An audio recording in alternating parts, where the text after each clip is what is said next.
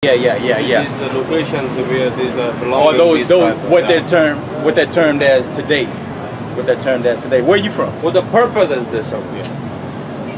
The purpose of this demonstration. Yeah, he's gonna get it. Where are you from, if I could ask? I'm from India. India? Okay. Oh, okay. Yeah. So basically, the children of Israel were scattered throughout the four corners of the earth, and there was prophecies that in the last days certain things were going to befall not only all 12 tribes, but each tribe specifically will have something that will show who they are. And you belonging from which tribe? What tribe we're belonging to? Yeah. We can't determine that at this time. Yeah, more than likely Judah, but we can't be only based on certain prophecies. Yeah, certain prophecies. But when you go through, for example, when you go through like some of the different tribes. But in India, I haven't seen any tribe there.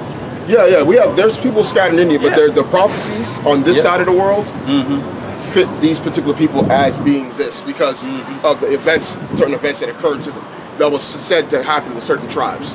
So we could go ahead and just get, he's going to get you this why we have the sign out. Which 37 one? Oh, 37 from top. This is Ezekiel 37. When then people shall ask. Oh, yeah, because I'm at dry bones. Hold on. It's like 12 or so. Yeah, it's about 12. Probably, let's start down there and look at it.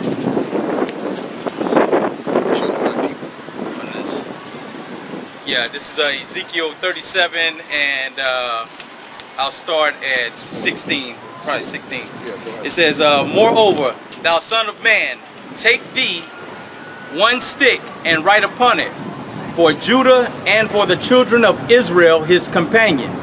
Then take another stick and write upon it for Joseph, the stick of Ephraim, and for all the house of Israel his companions, and join them one to another into one stick. Yeah, the stick is a plank. Yeah, the stick is a plank, basically a piece of wood. It's a poster board. So he's saying for them, now in Ezekiel 37, this is an end time prophecy. Ezekiel 37 starts in what's called the Valley of the Dry Bones, which is basically saying the condition of the children of Israel was that they were going to be in a completely dead state, meaning that they were going to be completely, pretty much dead as a people, meaning that they don't know their identity, they don't have no life in them. They're just basically, zombies, pretty much. Yeah, right. A zombie is a dead person that's basically just, walking around, but you really call your dead man walking. It's called the Walking Dead. So in this, as the prophet, in this particular chapter, as the prophets begin to prophesy to them, they begin to wake up and gain their identity, and they stand upon their feet. Right. So as that's going on, there is no prophet. Right now there is no prophet. That's not possible. That's not possible. There would have to be prophets, because see, when you go into you celebrate, are you Islam? No. Okay, Hinduism? No. You don't read the Bhagavad Gita? Yeah, I'm Islam. My religion. Okay, oh, Islam is yeah, religion. Islam. So so you're into Islam. In Islam, they say that Muhammad's the last prophet. No, right? That's it. Right? But right now there is no prophet. That's not possible. It's not possible. It's not possible. There has to be prophets. There's always prophets. Where is a prophet? We're prophets. We can tell you right now what's going to happen. America's going to be destroyed. America's going to be destroyed. It's going to be the last ruling kingdom on the earth. And then the Messiah of Israel is going to take over the earth and gather his elect. That's prophecy right there. That's a prophecy. So in order for someone to say that, and it happens, when it comes to pass, then they're prophets. That's right. So you even in your own religion, you'll have to believe it. If you have to have somebody, even if y'all don't believe there's a prophet, you have to be somebody telling you about something that's to come. Yep. Right? Yep. Because see, and even in your own religion, y'all have the Mahdi, right? Mahdi. Mahdi is not a prophet. No, but y'all. But he is the alternate of the prophet. But no. But is he here? He's supposed to come, right? Yes. Y'all have to prophesy that. Somebody had to tell you that, right? Huh? He hasn't came, so someone told Yes. you that he was going to come, Yes, right? also, all Muslims are waiting of So what is that? Yes. What is that? That's a prophecy, right? That's prophecy. That's a prophecy, but not a prophetism. No, but a prophet prophesies Yes, prophecy. the opponent of Mahdi, which is in belief of Israelis, as the opponent of Mahdi, who is this? Yahawashi. For us, Yahawashi. For us, for Yahawashi. Yahawashi. Who the world knows as Jesus. Wahawa? Yahawashi. Yahawashi. That's it. He is coming now. That's it. Yeah. When will it will come? When will he come? He's gonna come. He's gonna come upon the destruction of this place. Mm-hmm. Once America is the last ruling kingdom before he comes. This is Babylon the Great, according to scriptures. That's prophecy. Mm-hmm. But I have listened. This thing is on my first live. I listened this concept, and the first time in my whole life. Oh, this is the first time you're hearing this. Yes. Yeah. Oh, okay. Yeah. So he's the one that is the savior of the children of Israel, of the elect. See, those people over there. Then he will come. Yeah. He will save the children of Israel. Correct. But see, what you perceiving in your mind is not the children of Israel. Those people are not the real. They're not the real Children of all humanity. No, he's not saving humanity. He's not going to save humanity. We even just discussed it earlier. Yeah. You can get a. But the real purpose of this demonstration, still I can't understand. What the real purpose of this? Okay, well, the purpose of what we're doing is we're preaching the gospel of Yahawashi. Right. So the one that's coming is coming. Yes. That you are disclosing and we're warning our people secret. We're warning you are giving the message for people to people that he is coming. Yeah, and they need that they need to believe on him for their forgiveness of their That's sins. why the Israelis are going up. The what? That's why the Israel is going in the world power. No. Those Israelis, their reason why they're world powers. We agree that so-called white people rule the world. You agree with that? Yes. Okay. Good. That's prophecy that they were going to rule the world in the last days. Mm-hmm. They're the children of Edom. Mm-hmm. Esau, Edom. Idumea. Yeah. Right? You heard of Esau? Yes. Idumea? Esau ibn Maryam. Yeah. Okay, Esau. The son of Maryam. No, the son of Isaac. The son of Isaac and Rebecca. Son of Isaac. Okay. Because Abraham had Isaac and Ishmael. Right? Isaac had Esau and Jacob. Right? Yes. Now, the Arab people, right? Don't many Arab people say that they're descendants of Ishmael? Right? Don't many Arab people in the Middle East, they say they're descendants of Ishmael? Right? Well, who are the descendants of Esau? The people that currently rule the world are the descendants of Esau. Mm-hmm. That's right. They're the last ruling power, according to prophecy. But the Christianity is believe on that the Esau is coming. The Israelis? No, it's Christianity. Christianity, the ones that in these churches, they don't believe in the Bible. They don't believe in the Bible? They don't believe in the Bible. This is the Bible? Yeah, this is the Bible, but they don't believe it. Yeah, right. They don't teach what's in here. And you are teaching... we're teaching what's in the Bible. The Bible. truth. The truth of they teach that all nations that were created in the Bible are that they can be saved. That's not what it says in the Bible. It says that the Messiah, who they call Jesus, died only for the nation of Israel and only those that will believe on him. Now I answer the total message of you that you are conveying the people out there. So thank you very much for this demonstration for me. No problem. All right. Okay. All right. Thank you. All right. Yeah, it wasn't for him, but he has to know that when it happens, he's going to be like the God's prophets. Yeah.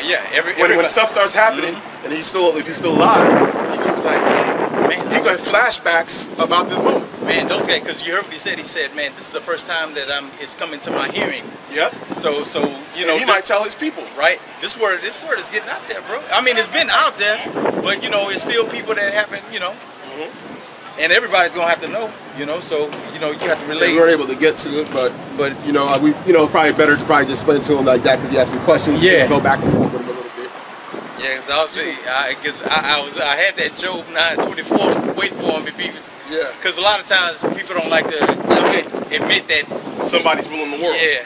See, even this guy's from India, even he agreed that they rule the world. Now, we know that racial classifications is not, modern day racial classifications are not always accurate in terms of, from a Bible classification.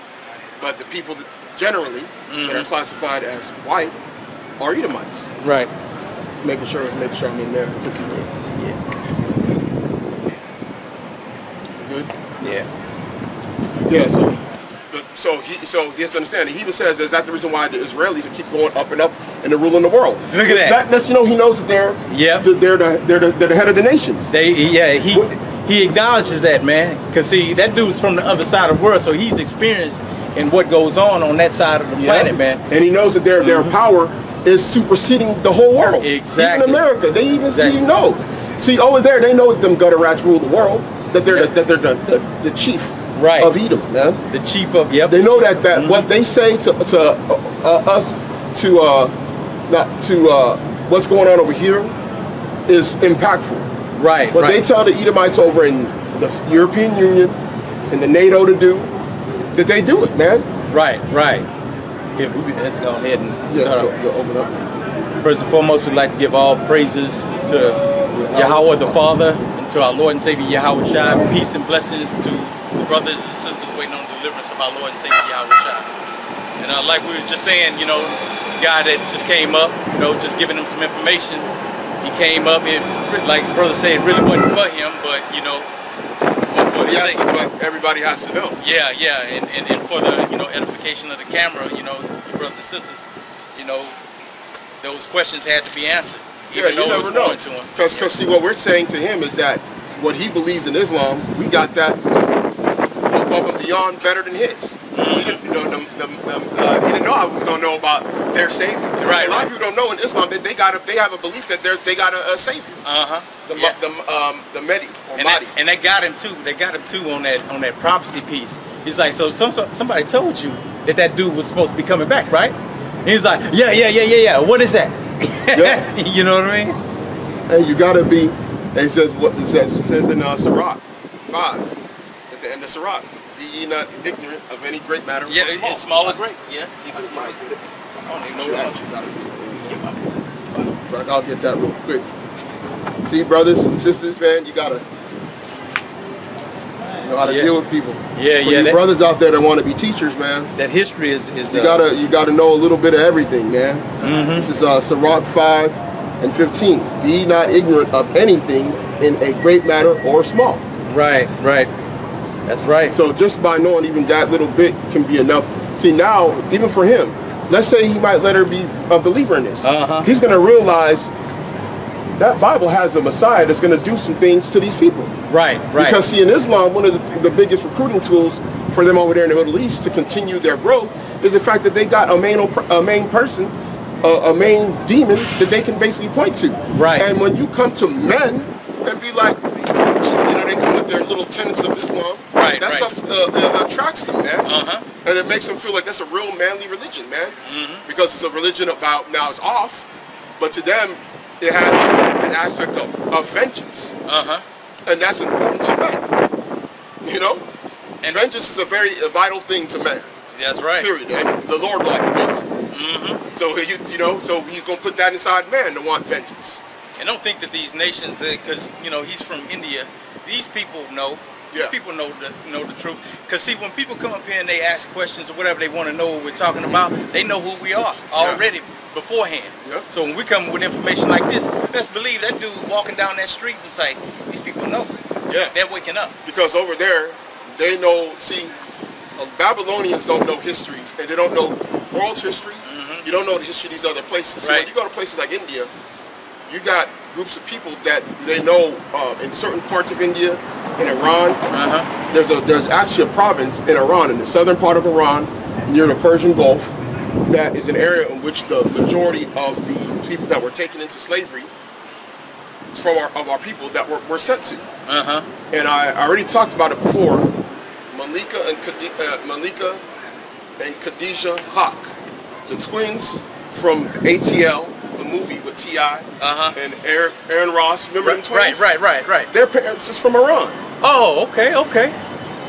They speak full Farsi. Look at that. They're descendants of, and their parents are from that same region, and they're actually Persian by global nationality. They're Persians, but they're so-called black, and they're also descendants of slaves, who they would call Abid. The Arabs would call them Abids. Yeah. So that's they saw keeping up with the Kardashians. Some of you guys that got siblings, sisters. Yeah. Or you got a woman and she watched Keeping Up with the Kardashians. One of them chicks is actually close friends with Khloe Kardashian. Y'all think that she's from Atlanta or something. Man, her people from Iran. It's amazing. In India, the same thing. They got a group of people that I forgot what they call them, but there's actually a group of people that are descendants of the slave trade, and they live in certain parts of India, and I forgot their name. And they oppressed just like Jake. Yeah, they're oppressed there. And then you got Goa, India, which is on the western coast of India, where you have people there as well. Goa was a former Portuguese colony in India. And they have the Portuguese would basically trade their slaves and goods on that city called Goa, G-O-A, in India.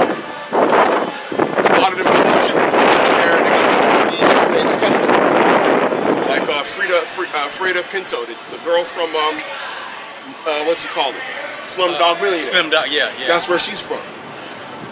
So it lets you know right off the rip that, you know, we just can't escape these curses no matter what we go on this planet.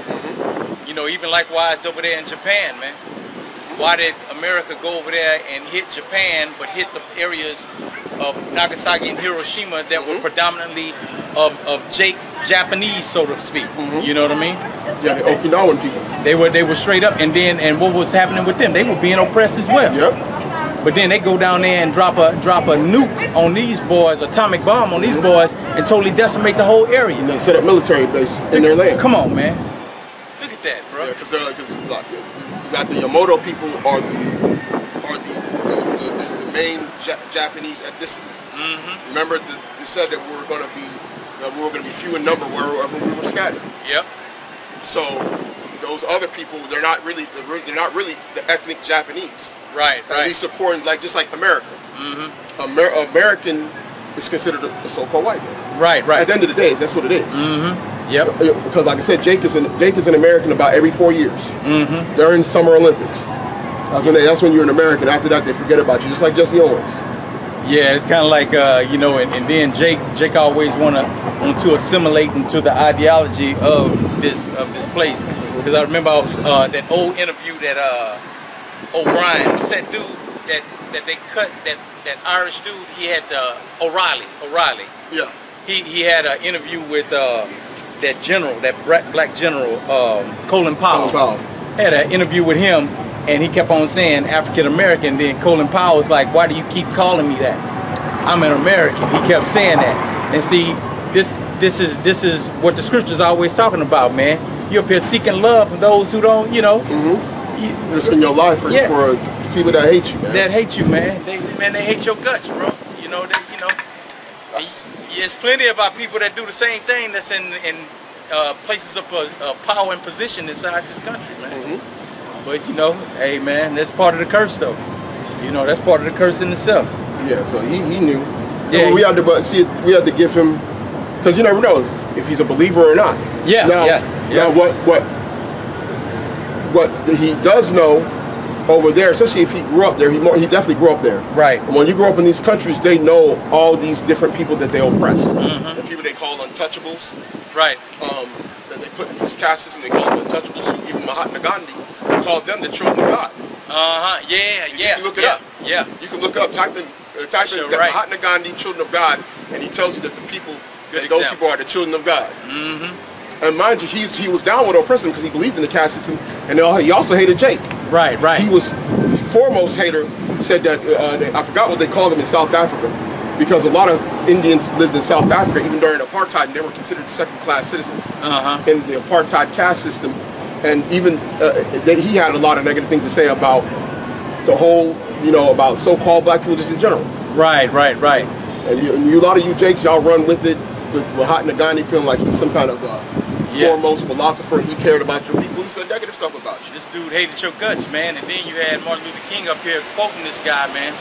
Up here, his sayings and everything, which those quotes and sayings are totally anti-Yahawashi, And so, hey, man.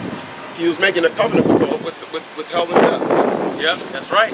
Making a covenant with the oppressor. See if I can find that. That's amazing, man. You just start going into some of these other cultures, man. Start checking out that stuff, man. And you'll be amazed at the oppression that they have, those oppressed peoples in those lands, man. So, being children of Israel, man, you ain't escaping none of this stuff, man. Because all these countries are rebelling against Israel. Yep.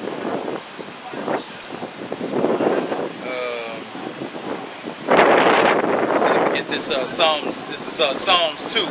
It says, "Why do the heathen rage and the people imagine a vain thing? The kings of the earth set themselves, and the rulers take counsel together against the Lord and against his anointed, saying, let us break their bands asunder and cast away their cords from us." Come on, man. What they think. Here's what they think about you.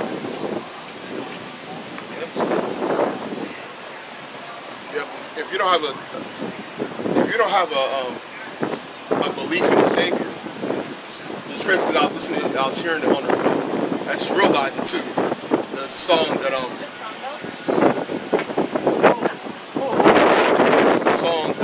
this guy, what's his dude's name?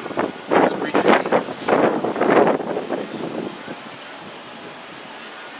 I forgot his name, but it's The Weeknd. He sang a song called The Weeknd. He had a song on the soundtrack for Black Panther. With Kendrick Lamar. It's like, who's gonna pray for me? It's like, who's gonna save my soul? He's basically saying like, who's gonna pray for me?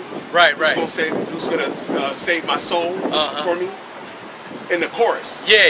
When you listen to the chorus, it's talking about Yahawashi, man. Yeah. Now that's not what they're basically mentioning about the motion picture movie and T'Challa and Black Panther.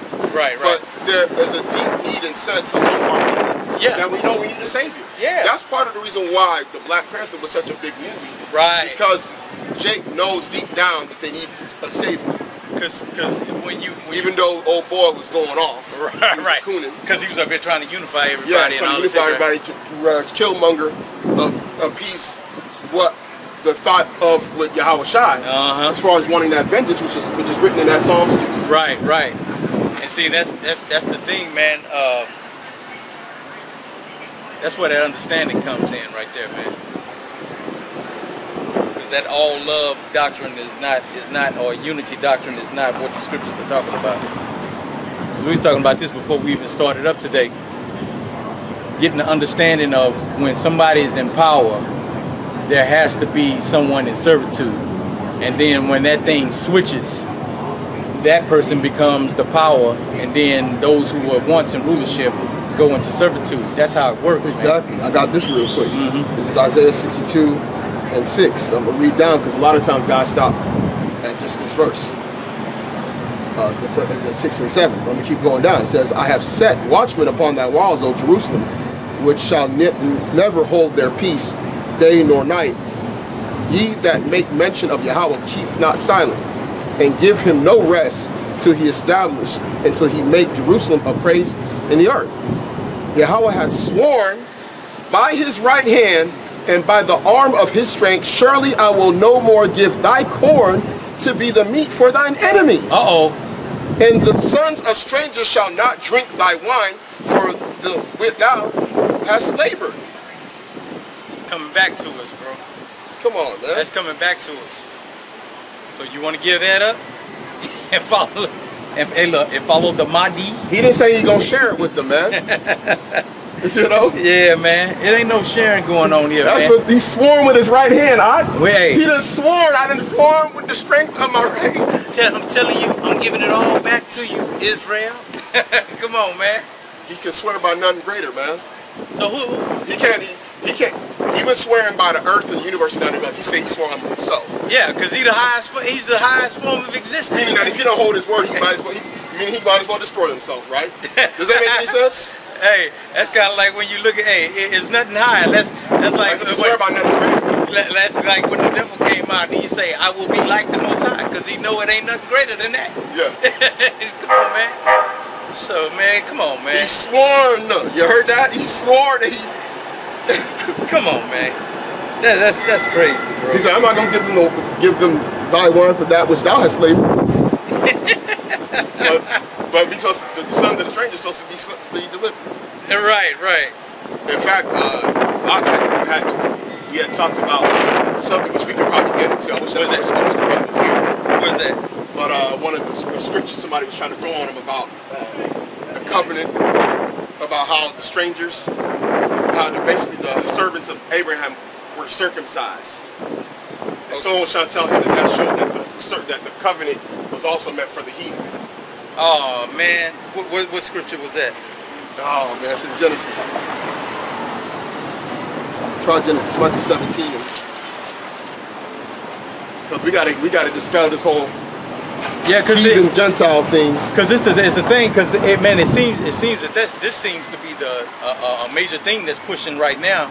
Is that the all nations thing?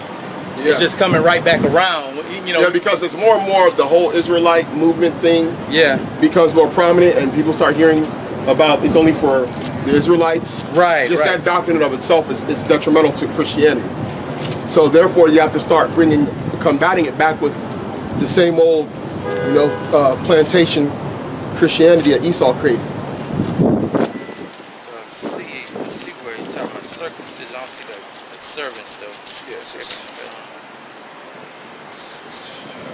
Yeah, go to 13. 13. In fact, start with the covenant at 10. 10. Okay, this is 17 and 10. This is my covenant which ye shall keep between me and you, and thy seed after thee. Every man child among you shall be circumcised, and ye shall circumcise the flesh of your foreskin, and it shall be a token of the covenant between me and you.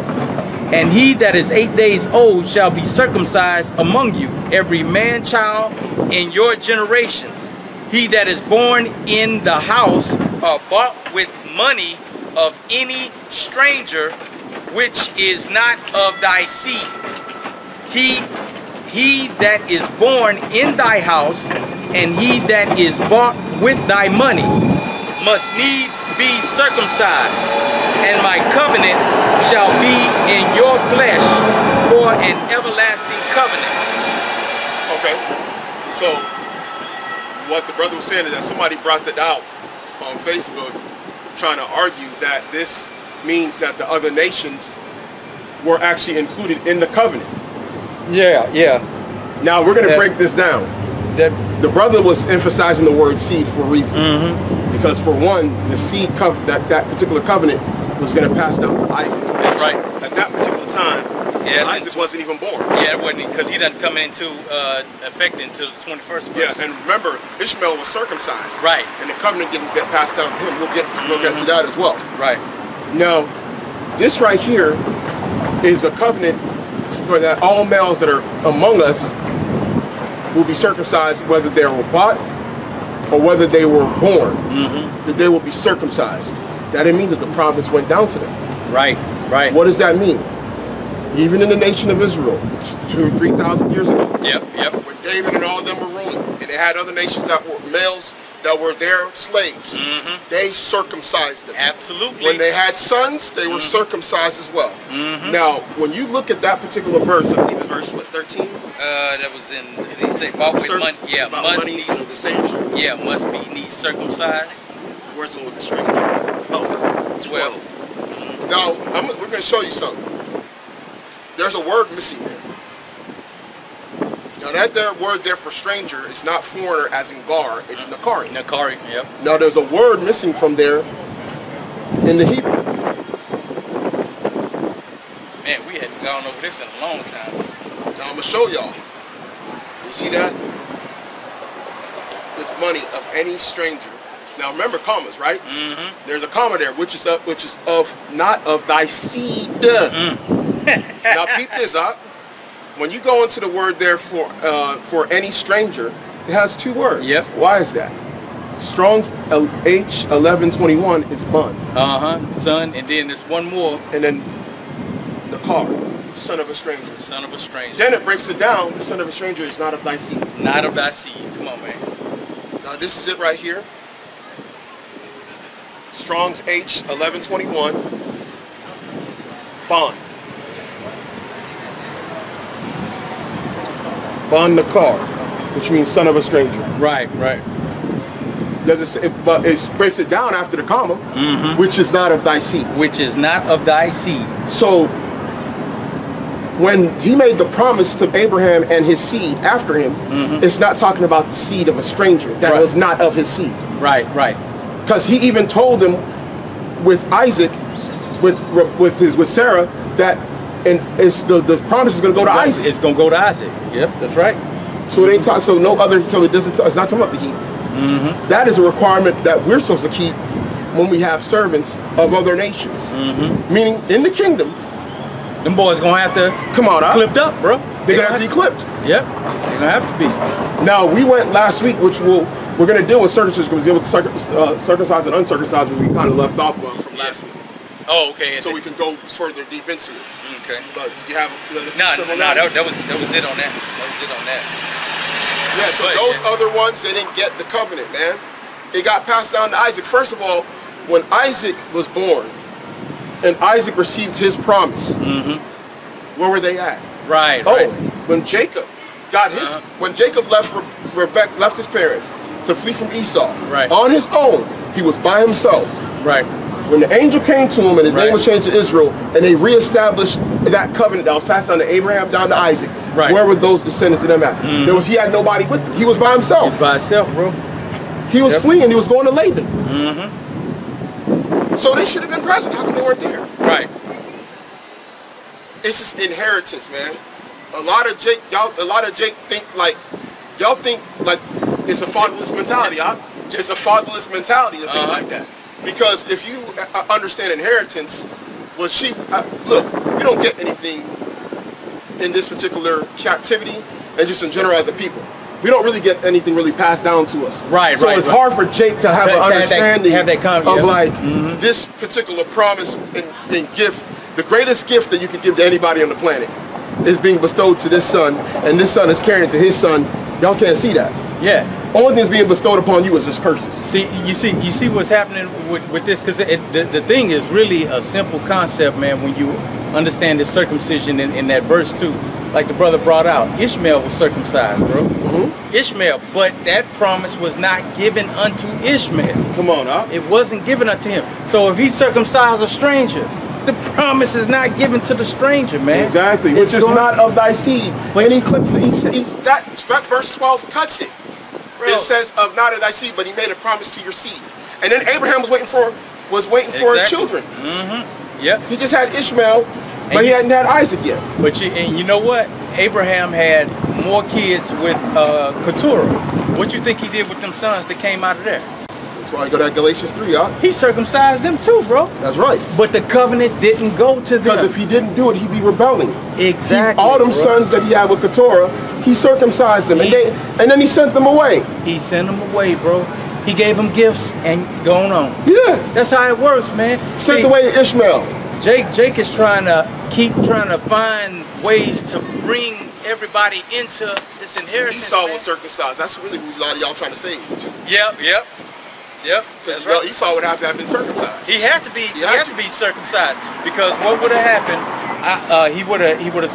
Abraham would have told Isaac. Isaac would have told his two sons. Yep. And he would have handled up on his two sons and circumcised them. Now, of course, we know that shows you that the covenant. Yep. It's the promise that Abraham got. Came before he was even circumcised. Come on, man. Abraham wasn't even circumcised when he got the promise from Yahweh, bro. He wasn't even circumcised. That's why you go into the New Testament when we're talking about, was he circumcised? Abraham wasn't circumcised when he received that. He goes into that in the scriptures too, before he received that promise. But yet, while he was in his uncircumcision, was that promise given unto him. Yeah. Come on, man. And that's the circumcision just of the flesh, man, with hands. Yep, that's right. Not the circumcision of the heart. Right. Man, I mean, if people, we have to go through it, you know, I guess because these questions are coming up. But we got to cut all Gentile being saved, you know, natural Gentiles being saved out the water, just destroy them. This is let's see. Okay, this is Galatians 3. We'll just start at we'll start at verse 5.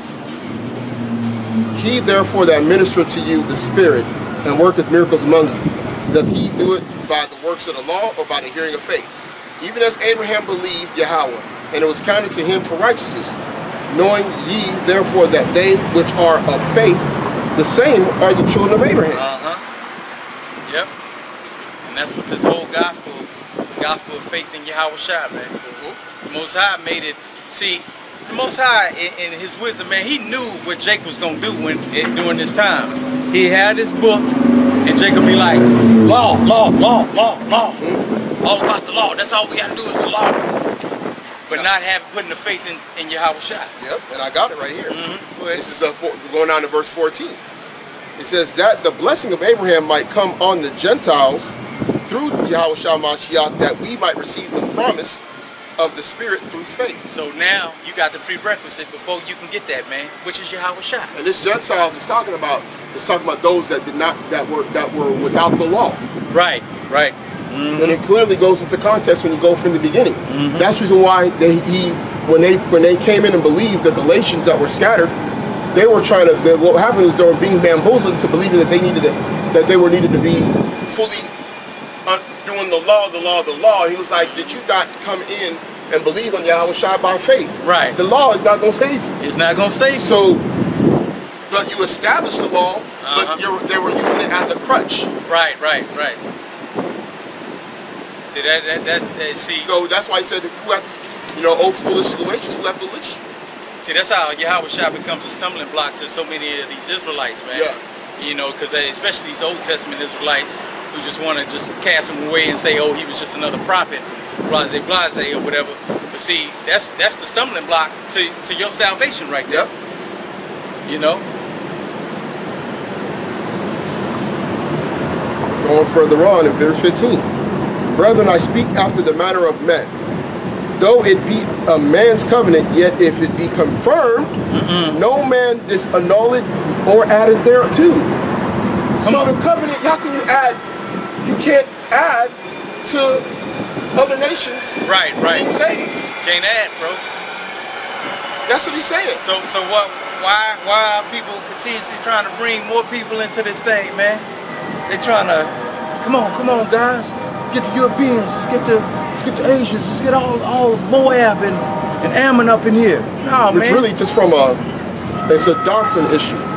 It's not a nation issue. It's not what do you call it? A current country statehood issue. What I mean by that is there's people in Asia, there's people in Europe, there's people in Africa, there's people in the Americas, there's people in the islands, there's people in Australia that are of the elect. Right. What we're saying from a doctrine standpoint, off the rip, you're adding to it just based on doctrine. Now, on the outside, looking in, you're basically telling other people that they should basically not care about the fact that you got an inheritance and that it doesn't matter, I'm going to give it to you as well. Crazy.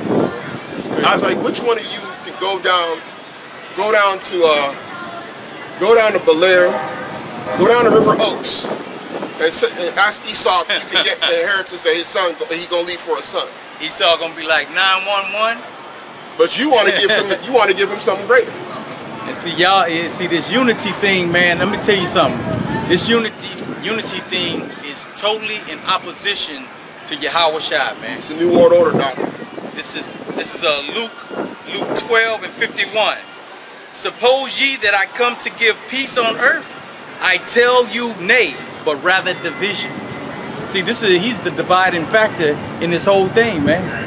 Y'all looking at it in a unified form or thought process, like Antiochus was trying to do, like Nimrod was trying to do.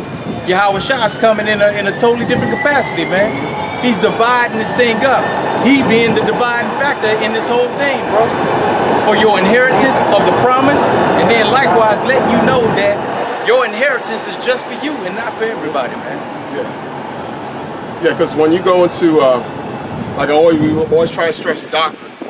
Because like a proper doctrine way to speak when it comes to this is saying this is not for Edomites, Ishmaelites, Ammonites, Canaanites, Mizraim, whoever. From a biblical nation standpoint. Right. Speak like that. We start saying this is not for the newly constructed, the new speak, the nations, the idealistic racial nation concepts that Esau created.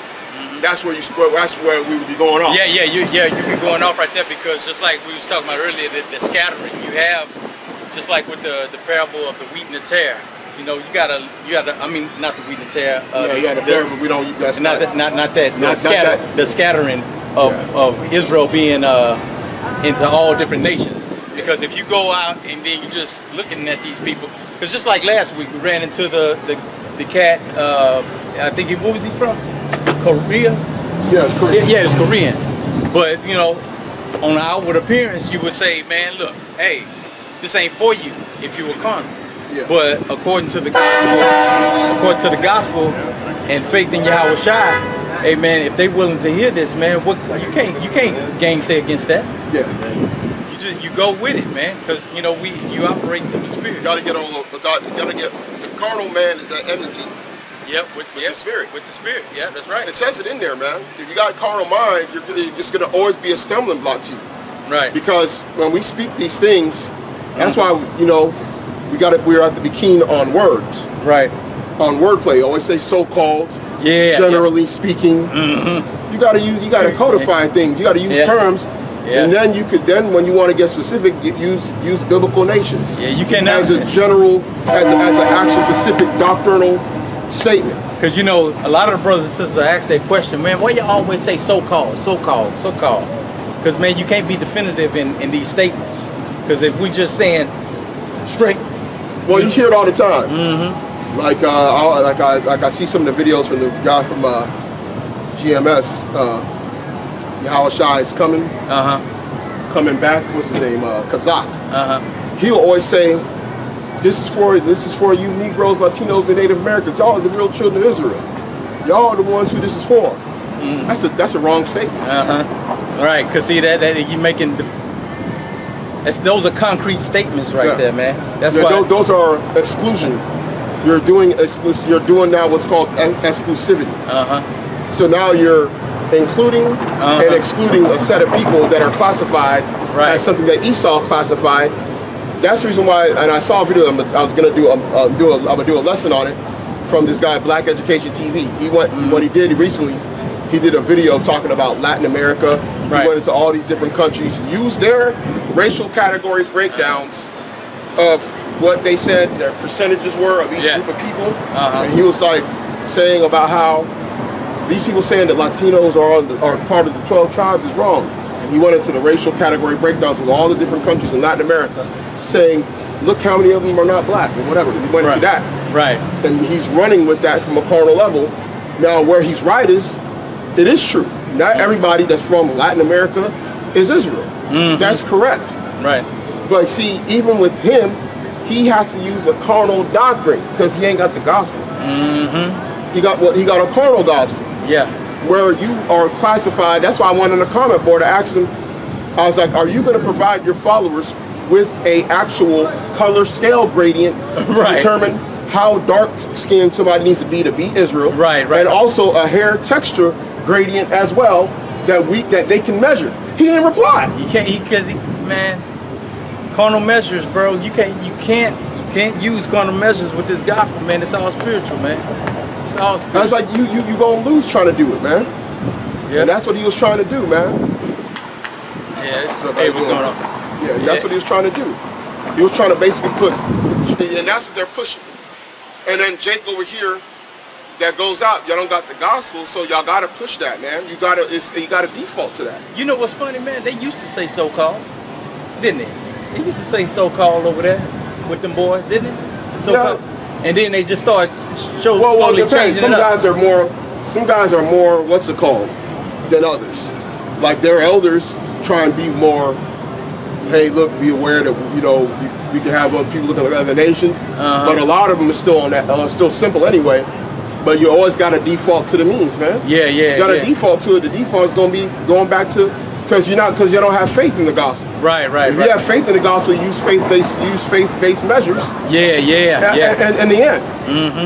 That's right. But if you don't really believe by faith, you got to use some level of carnality. So in some of these groups, you got to basically do what? Say that their elders are the men of the Lord and their apostles. You say that'll help you a long way if you classify the so-called white or Asian or whatever. Right. You say that's going to be a marker for them. That's a carnal measure for them. Right? Yeah, that's right. Oh, man, them guys, they believe your name Yahawashi, and they believe the elders is the apostles. Right. Yeah. He said, he believed these elders. Right. The dude said he believed in Yahawashi, but he said y'all elders is false apostles. You guys say that's a heathen. You get what I'm saying? Right. You got to default to a carnal measure. You can't deal with faith. That's right. We could, like I said, if we out here, we just can just deal with just straight faith, man. Yeah, because really, in this day and time, man, this is what you have to deal with, man, is the faith aspect of it, bro. Yeah. You can just roll with the faith, man. Yeah, we just gonna roll with the faith. We don't gotta go and be like, man, that person looked like a stone cold Edomite. Listen, man, after studying just the scattering and studying all the places where people were scattered, the majority of the seed of Israel is not gonna look like the prototype. And just that's just off the rip, man. You got guys out here. You got all these all Negro only Israelites. You guys got a melanated doctrine, man. You got a doctrine based on a melanin content in someone's skin. Right. That's carnal as hell, man. Man, big time, bro. Like, where were they doing that, man? Paul was just coming through and being like, he darker than the paper bag. Yeah. His hair ain't too straight. His hair wavy, but it ain't straight. So you gotta be an Israelite. Oh, so all those Elamites, those Israelites that went to Elam, went to the Medes, Athenians, Egyptians, man, y'all cast them dudes out, bro. Yep.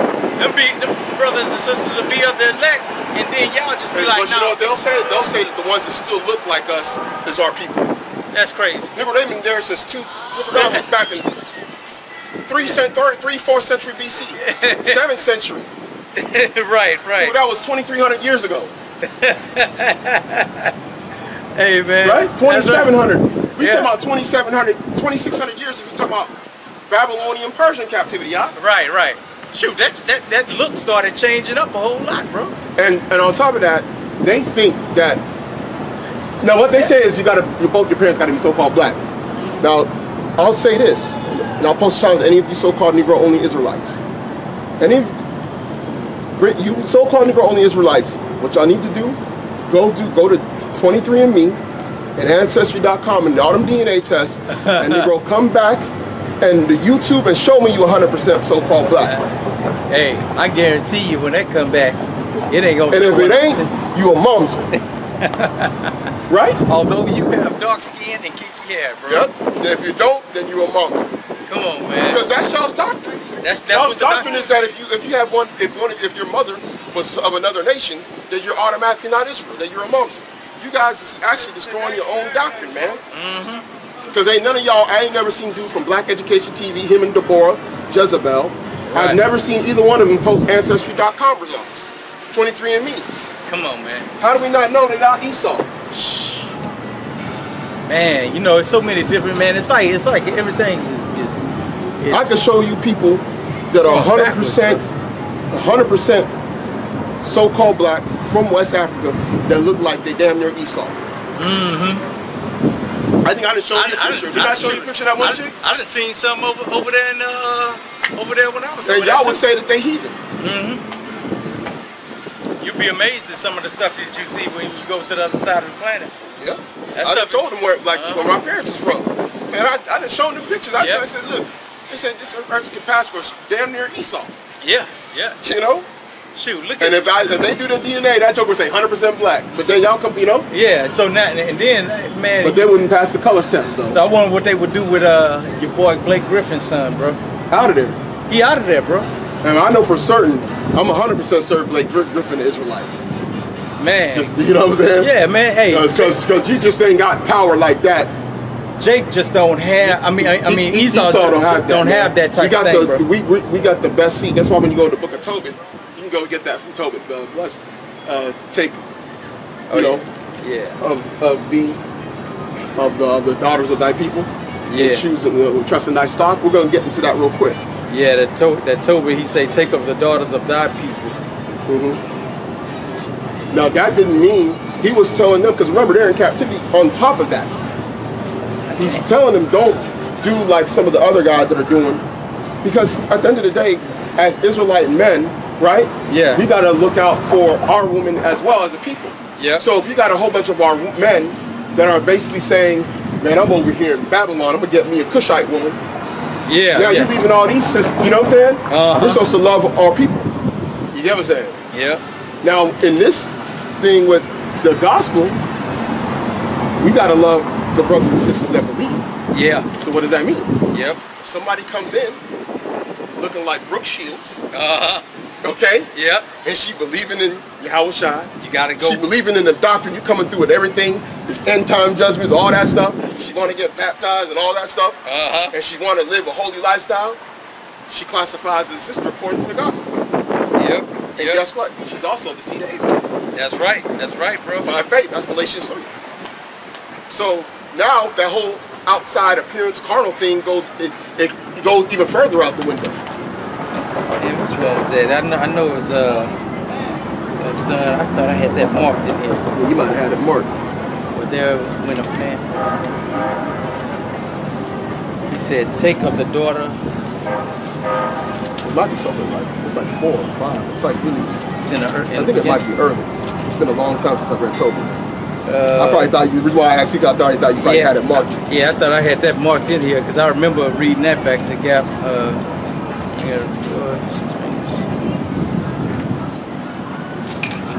He was saying that.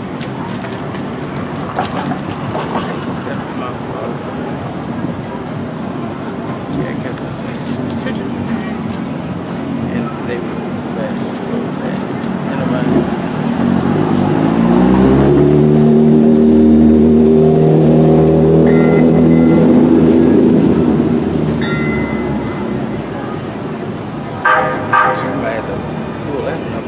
We got to just. Yeah, we got another way. Yeah. I thought you probably have it marked. It's been a while since I read Tobit.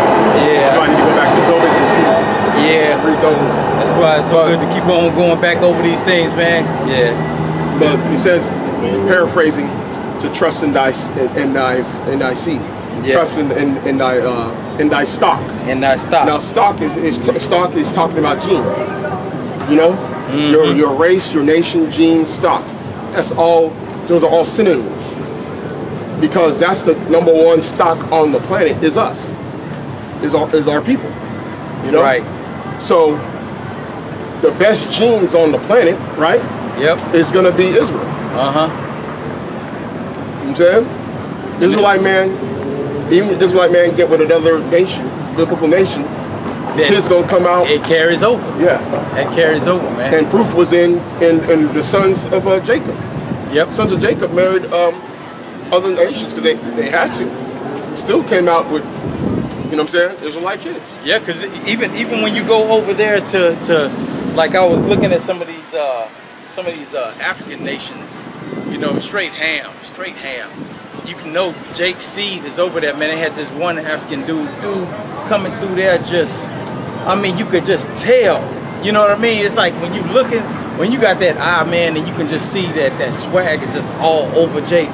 Man, dude look straight Hamite coming through that joker just doosh.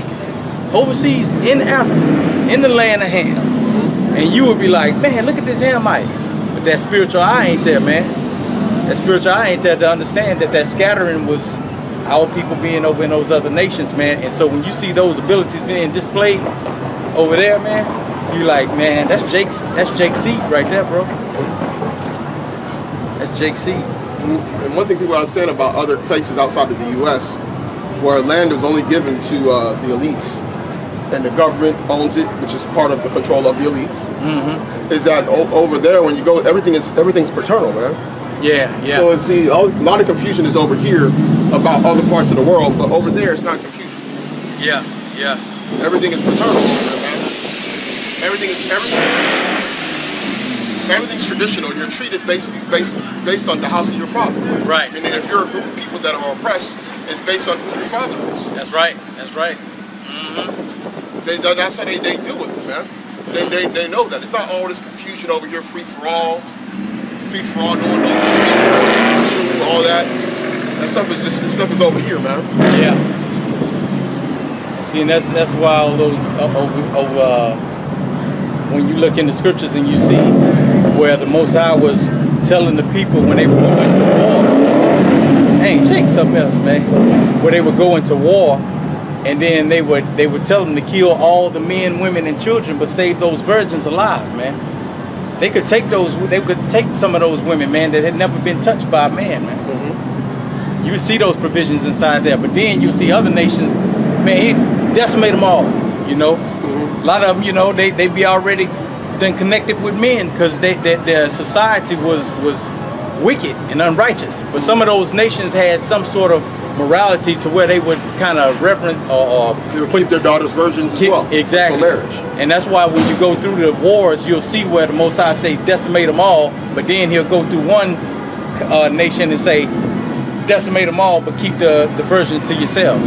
So, you know, it just kind of gives you a little history as to why that happened in certain circumstances. Yeah, yeah. When you go into the time of Joshua, and they were going through the land of Canaan, and when they would go to certain cities, they would just basically they had to destroy everybody. Right. And when it came to the Midianites, they killed the man and they took the woman. And took the woman, the virgins. Yep. Because look at Jethro. Jethro had where Moses got his wife from. What was her name? Zipporah. He got Zipporah from Jethro. Man, he was a man he obviously had wisdom upon him. Man of understanding. And he even guided Moses in certain decisions. He says, man, this is too much of a burden on you. Lay this to the leaders of your people, and let them. Or you gonna wear yourself out. Yeah, you're gonna wear yourself out. You let them handle the little matters, and and when it's too difficult, let them bring it unto you. You know, so you can see how the high. A higher level of morals and ethics in there, and the reason why the Most High say, hey man, look here, take them virgins from the Midianites. Yeah. You can already see it in the scriptures when you just read, you know, kind of grasp that out of there. You got to reestablish paternity among our people, the paternal aspect of our nation, right? The paters, the fathers. Yep. You saw that his forefathers, we got ours too. Saw you Jakes calling yourselves Americans, saying you're a citizen, man. When they have in there, when they put them things in there in their dresses and Constitution, they be saying our fathers. Nigga, they ain't talking about your fathers. Our fathers were in captivity and being slaughtered in all the different places where they met us. Hey man, Jake be up there. Jake read that same thing. I'm proud American with a hand over his heart. And that joker read that Constitution, say our forefathers. What your forefathers, bro? Look, they wrote that something 17-something, bro. Your dad was, on a plantation. Or just walking around in chains or something, man. Yeah, or trying to run away from being captured on a slave ship. Man, look here. Don't get it twisted, Jake, man. This place was a holding grounds for captivity. It is. It's a holding cell, bro. It's a ward. This is just a big old ward. That's it. That's all it is. It's a big prison ward, dog. Yeah. And it's in the Constitution. See, that's why I see Esau, he don't want to deal with us, man. Because Esau don't know. I studied the Constitution, man. I studied this Constitution growing up, man. I said, I ask an Edomite to prove to you, man. Ask a government major to prove to you that the people classified as black are citizens of the U.S. They can't do it. They ain't about to show you. They ain't gonna. They can come to Emancipation Proclamation. Break that down. What does Emancipation Proclamation mean? Yeah. What is? Let's break down. Let's go to etymology and break down emancipation. Let's break down what the 13th Amendment said. Because it didn't say freedom. It said no. You're either gonna be in prison since you can't no longer since you're not going to be technically enslaved, but you can be imprisoned. Ain't that something? Or you could be a debt slave, which is what happened with the sharecropping. Whoa. Because that was the loophole for them, for massa to keep them slaves on the plantation, was a sharecropping. Yeah. And sharecropping was prominent among a lot of Jakes in the South up until like the 1940s. Yep. Because even when I did my my history on the family, and I went back to about 1845, and saw my great grandfather, the information on him. And when you go through the name, when they did the census, I think the census was about 1910 when they did I think that was the last census the census that I found on him. Had him on there, man. He was a sharecropper, bro. He was up there dealing with the land, man. So, Brad, you will not find... Sharecropper was a slave, bro. That's what it was. And sharecropper was a slave. Yep. And then they have another term as laborer. They have laborer down there. They have sharecropper, and they have general. They have general on that. So you had those categories as far as what your employment was concerned. Because I was going through that stuff, I was like, man, this is amazing. I was like, look at this, man. And then somebody want to say that we had some sort of, come on, man, you ain't have nothing here, bro. This is the punishment that we are serving a sentence. This is the main place of punishment. Yeah. Man. This is anywhere else where Jake is at, whether it's in Caribbean, they got their own set of things they got to deal with. They don't deal with the direct hand of Esau, but they deal with indirect hand through corporations. Right, and through debt slavery. That's how through their banking systems over there, and through the fact that Esau took over their Jamaica, the tourism, he's ran by Esau. Right. I had a friend from the Bahamas. He worked when he was in high school, and when he was during the summertime from college, when he would go back to the Bahamas, he'd work in the hotels in the Bahamas. That's where he's from. I said, man, I said, them people, Edomites, they own all that. Right. You're bragging about being from the Bahamas, but bro, y'all don't own nothing. Don't own nothing, man. Yeah, you go to Jamaica, man. Them East Indians is all up in there, bro. Up there speaking that patois like nothing else, man. You go up in there, they speaking it better than Jamaicans, and then they running everything over there, man. Yeah, you go to Kingston, man. A lot of stores are owned by Chinese immigrants that came there over the years. That's why you got a lot of that's why you got a lot of Jamaican people that got Chinese ancestry in them too. Yeah, like this dude Tyson Beckford. Asian. Yeah. Naomi Campbell is another one. Dang. Naomi Campbell. I ain't even know that. Sean Paul. You know? Yeah. He's speaking that, you know? I'm gonna stick to my girls like glue. And his father, his dad is Chinese. Come on, man. You know? And you know what's so crazy about that, man? And you still, even though we can see that his father is so-called Chinese, we'll get to that too. We couldn't even say that he's not of Israel. We can't. We don't know. Because you know what? Jake was scattered into China. We don't know. We don't know. So. I was gonna say that was the you know exactly the mode of thought to go to. I said even then you still can't jump to the conclusion. Yep, that's right. Angela Lee from Hot 97. Dad is Chinese. She's from, I think she's Jamaican too, or Trinidadian, one of them. I know she's from the islands, or her mom's from the islands or something like that. Yeah. Angela Lee. We don't know. I had there was this girl that I met one time, like not long ago, and she, the way her energy was, she's Asian, okay? Now peep this, she's Asian, so me and her were just chopping it up, and the way her energy was and the way her vibe was, it was like, yo, this chick is different. And I said, yo, I said, are you Cantonese? I said, you Cantonese, right? She said, yeah, I'm Cantonese.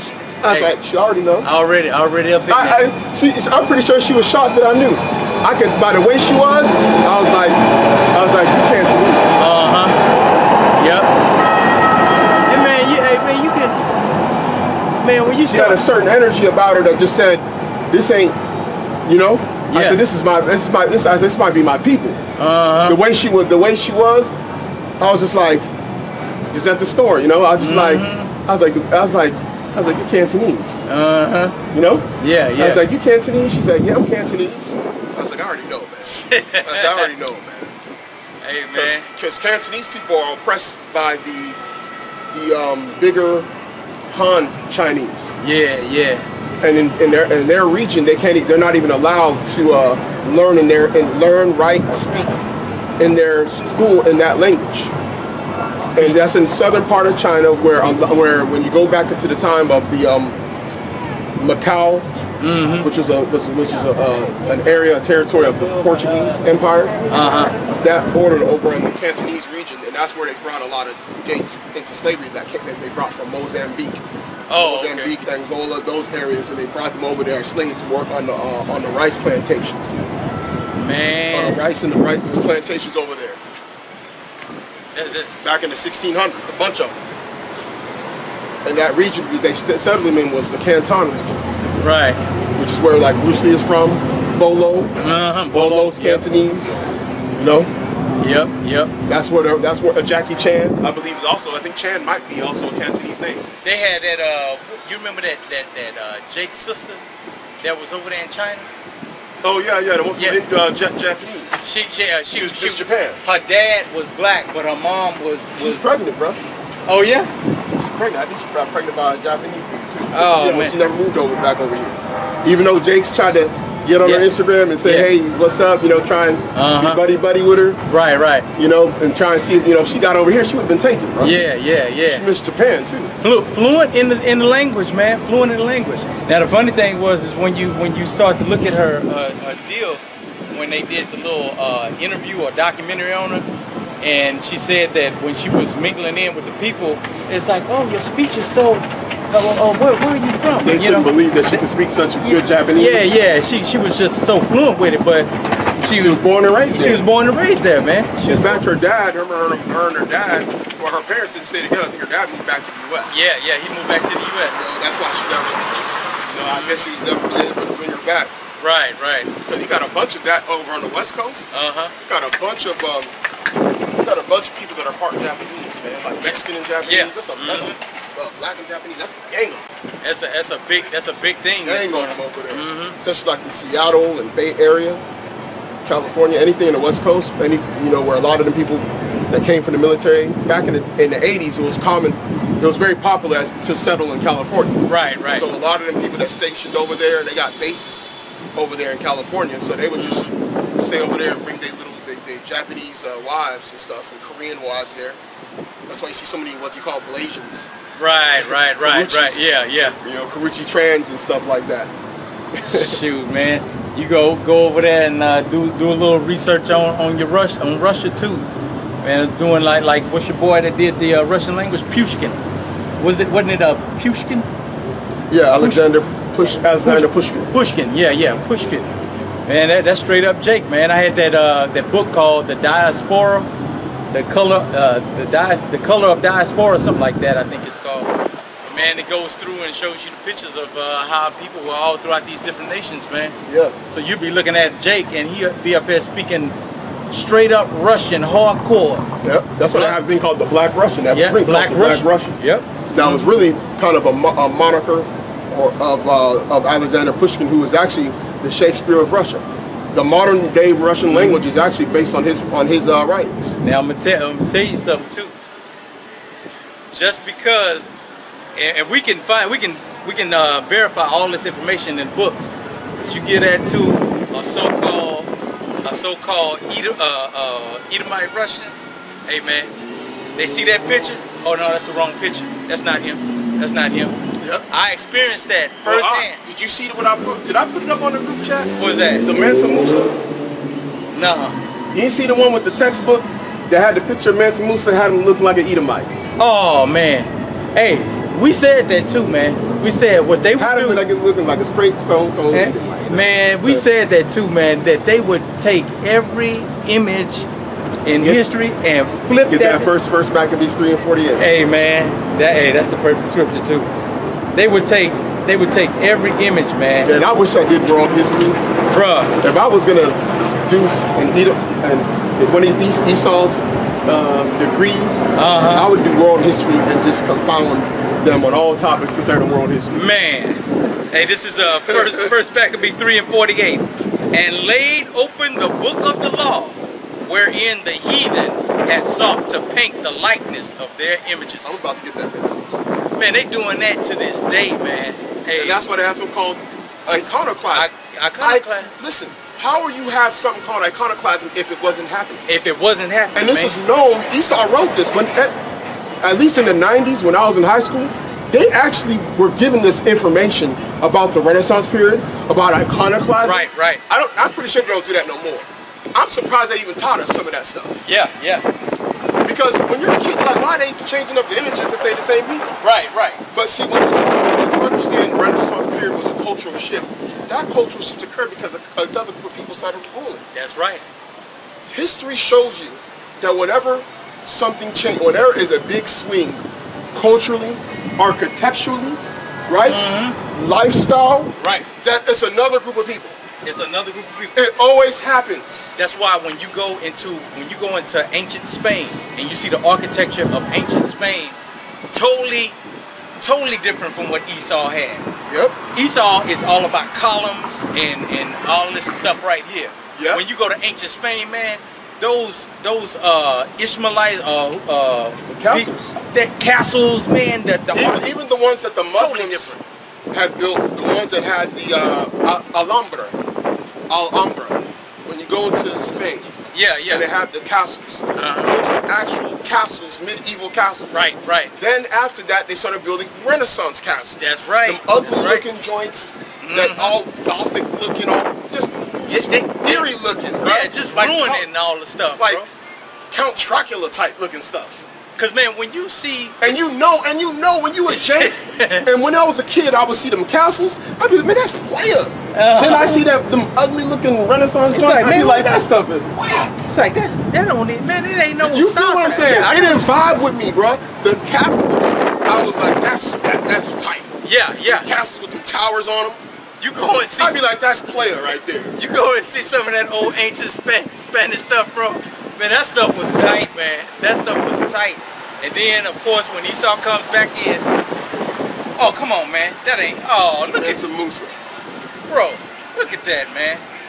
When they got it on the book, where this they got it in the textbook, it's Mansa Musa, y'all. Come on, man. Mansa Musa. These boys is through, man. I'm telling you, man. Hey, man, that did exactly that. This iconoclasm is true today, man. That's Esau's MO, man. His modus operandi, man. Oh, right? Man, that's right. That's his mode of operation, man. Yep. See, in the scriptures give you the mode of operation of everybody, man. Yep, it sure does. Even with Ishmael, he's going to be a wild man. His hand shall be against every man's hand, and his hand against every man. Yep, that's right. You know who Ishmael is just based on the way he beef with people. Yeah. Everybody knows that that generally speaking, the Arabic man, because not all Arabs are Ishmael. Right. Not all Arabs, you know. Right. Arab means mixed. We know in that region that there's a set of people that are extremely violent, and they down to beef with everybody. And those are true Ishmaelites. Those are true Ishmaelites. That's their spirit. Right. That's their modus operandi. Like the brother say, cause see now that spirit, because they had that in-mixture, which you see the modern day Arabs or whatever. You'll have certain Arabs who have that tendency, who have that spirit of Ishmael on them. Their father's line could be that, like we're talking about the scattering of Israel. You have that mingling of other nations like Ishmael too, that mingle in with Esau, and there'll just be a lighter version of Ishmael in that sense. And they'll do that same type of spiritual. Well, but one thing we do know is that the region, right, and the people of Ishmael are concentrated in that region. Right. And that behavior, spiritually, based on the modus operandi of Ishmael into prophecy, was that he was going to be a wild man and down to beef with anybody. That's right. And that's how he operates, bro. And that's how he is, bro. That's how he is. Cause man, and everybody knows it on the planet that if you're gonna beef with Ishmael, be ready. Be ready. Esau knows it, man. That boy be like, hey, I'm ready to go. Them boys be like, man, look, okay, this will be my last. Ishmael jump off the building, and say his little chant and be shooting the AK until he falls to his death. You feel me?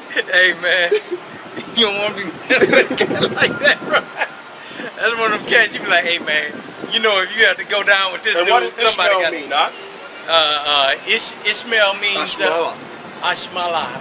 What Ashmala? What is oh man, something of power.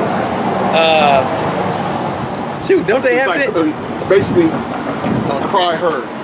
Or, Yeah, or I've heard your cry. I've heard your cry. Yeah, because when he pulled his mom Hagar, And she was crying. She was crying. Yeah, She was crying, and he said, heard. Yeah. his name is Ishmael, and I'll make of him a great nation. Yep. And the funny thing is, this is how Heard, they meaning heard of the Lord. Yeah. Heard of God. And Because that's what it means. And the funny thing is like when you go into the history of Ishmael, he had 12 sons as well. Yep. You know, so there's always this little There was a little parallel. a little parallel to it. You know what I'm saying? Yeah, and what that means, see, all these names are last day prophecies on the nations. So Ishmael was going to cry in the last day. Right. He was going to be heard of the Lord in the last days. You know what I'm saying? And Probably an ambassador sent from the heathen. Yep. You know, if that's, I mean, potentially that could be in that Obadiah. You know, dude said it was a rocket ship that went up and the Lord saw it. Nah, Negro. Right? Yeah. An ambassador is damn a thing that can't talk. Who is that? Who is that? Listen to the boys I'm saying, man. You don't remember? Oh An man. ambassador is sent from the heathen. Oh, Some shoot, people, some of the Israelite groups say it's when the rocket came up. Once they went up there, some people say it's Abdul. They're trying to pinpoint it to a particular man, Abdul Nasser. Yeah. Oh, Egypt. Oh yeah. No, not necessarily, bro. And you know what? And look, here's another thing. This would have been good for that But that person more than likely be Ishmael. Yeah. If there was any heathen that was going to be an ambassador of the heathen, it would have been it somebody would have like been that. somebody that would fit prophecy based on name prediction, nomen omen. Yeah. Which Ishmael, all those names are last day. Esau, Aishawah, means he is wasted. He is wasted. Yeah. In fact, you know, it's so crazy because if you try and break it down in the blue letter, they try and hide the understanding of his name. Oh yeah. You got to go through different ways to find out how to break down the name. And you know what? Just to give you brothers and sisters a little nugget, man. When you're going through these scriptures, it's always good to get text that's written in that time frame. Yep. Because when you go in, because man, you're starting to see a lot of jakes come in in Israel now, and they're using modern day lexicons or whatever to try and break down 16th century words. Yeah. And see, like one of the main ones that jakes get totally twisted on is that word ruddy, man. Y'all get tore up on that word ruddy. Now that one right there, man. Y'all are totally through with that. It was like, look, it's red. You know, so Israel, they got to be so-called white. You know. If you look at ruddy cow, it's like it's basically dark brown with reddish tones. Yeah, that's it, man. You know? And then when you go into or just reddish tones in general, it's ruddy. Right, and then when you go because like you got something called red Ebo. Go to Jamaica, if you're red bone, they call you red Ebo. In Jamaica, red Ebo. Now I just give you a little nugget on this one. In that ruddy. book, in that book, I think it's volume 1 of Ancient and Modern Britons on page 377. Because I've read it so many times, where it goes into the word ru'ad, where we get the word ruddy from. And it says for the definition, it's a twofold meaning word. And it states in that time that ruddy meant brown or dark or tawny, and it also could mean red or it was another word that they had in there. I can't remember what the other word was, but the first definition of it was dark or tawny. So when they use that inside of the biblical text, understand, man. In fact, I'm gonna get the what's called. Yeah. So I got a sign. yeah, because when you go into the biblical text and then you start to read that, it's not contradicting itself. You got to understand what the words were meaning during that time frame. If this Bible was written in 1611, now Esau cuts himself on this one because he admits something within the definition of ready. Esau's. See, man, this thing is like a puzzle, man. You just getting all the pieces together. See what most Jakes do today. They're like, well, don't say that straight out. Hey man, look, and they ain't gonna give it to you straight out. You're gonna have to look for this thing, man. Jakers are simple people without the Lord, bro. Man. It's just true, man. That's true, bro. I'll agree, man. Without the Lord, we are the dumbest people on the planet. Yeah, man. No lie. Yeah, man. Because think about it, the other nations, even without the Lord, have a semblance of like knowledge or some about them. Just look at this, and just to give you an idea, to back up what the brother is saying. The Lord pulls our people out of captivity, out of Egypt, with great wonders, throwing locusts, fiery hail, frogs, flies, all these different plagues. Then when he takes them out through the middle of the sea, which wall of water on each side, it said. Yep. A wall on this side, a wall on this side. Oh, you heard my old boys trying to say the wind. Come on, man. Hey, man. And that's why I had to bring out the wall, bro. I had to bring the wall out because he made a wall of water standing 90 degrees. Man, yeah, because when he was saying it kept blowing, I'm like, come on, man. It says a wall. This is a wall right here, bro. And with dry land in the middle. And dry land in the middle. So now you're looking at all of these wonders, man. And then soon as Moses go up to Mount Sinai, and talk to Yahweh, what do? Build us a calf. And Aaron does it, bro. Come on, man. After all this stuff that y'all done went through, y'all was like, we don't know what happened to Moses. It's been 40 days. He may not. Man, come on. Y'all still see the cloud on top of Mount Sinai. Come on, man. Y'all still eating, your feet ain't hurting. Come on, man. Your shoes are still good. And then they come straight to Aaron and tell Aaron, say, make us gods. And then what did he do? They said these are the gods of the other side of Egypt. Come on, man. Hey, man, the other nations wouldn't have did that, bro. Yeah. They wouldn't have did that, I guarantee you. He even said that. He even said if you went to the other nations, they'd hear you. Yeah. He said that to the Ezekiel, man. Yep, he sure right. He said, but this is a stiff-necked people. He put a certain level of intelligence inside other nations. Us, we straight up need him to get it. Amen. To get our wisdom. That's right. This is Ruddy. This is on the Strong's. This is there's a Zondervan Compact Bible Dictionary. It says ruddy, a word used to refer to a reddish bone, right, or red complexion, or fair complexion, in contrast to the dark skin of the Hebrews. Look at it. Hey, man. He just cut a dark skin. He just cut himself on that definition. On his own joint. The dark skin. That's why I'd love to go to a Bible school and see if there's like any open forum debates. Oh, man. That we could go to and destroy that stuff and then have people be like, you know? That's crazy, man. Yeah, we look at that, they professors like, y'all ain't got the truth. Man. He said, man, who wrote this book again? The Dark Skin of the Hebrews. The Dark Skin of the Hebrews. And that's based on that Zondervan Compact Dictionary, when I researched it, is based on information gathered from the archaeological exploration that they did back in the early 1900s that was funded by the Rothschilds.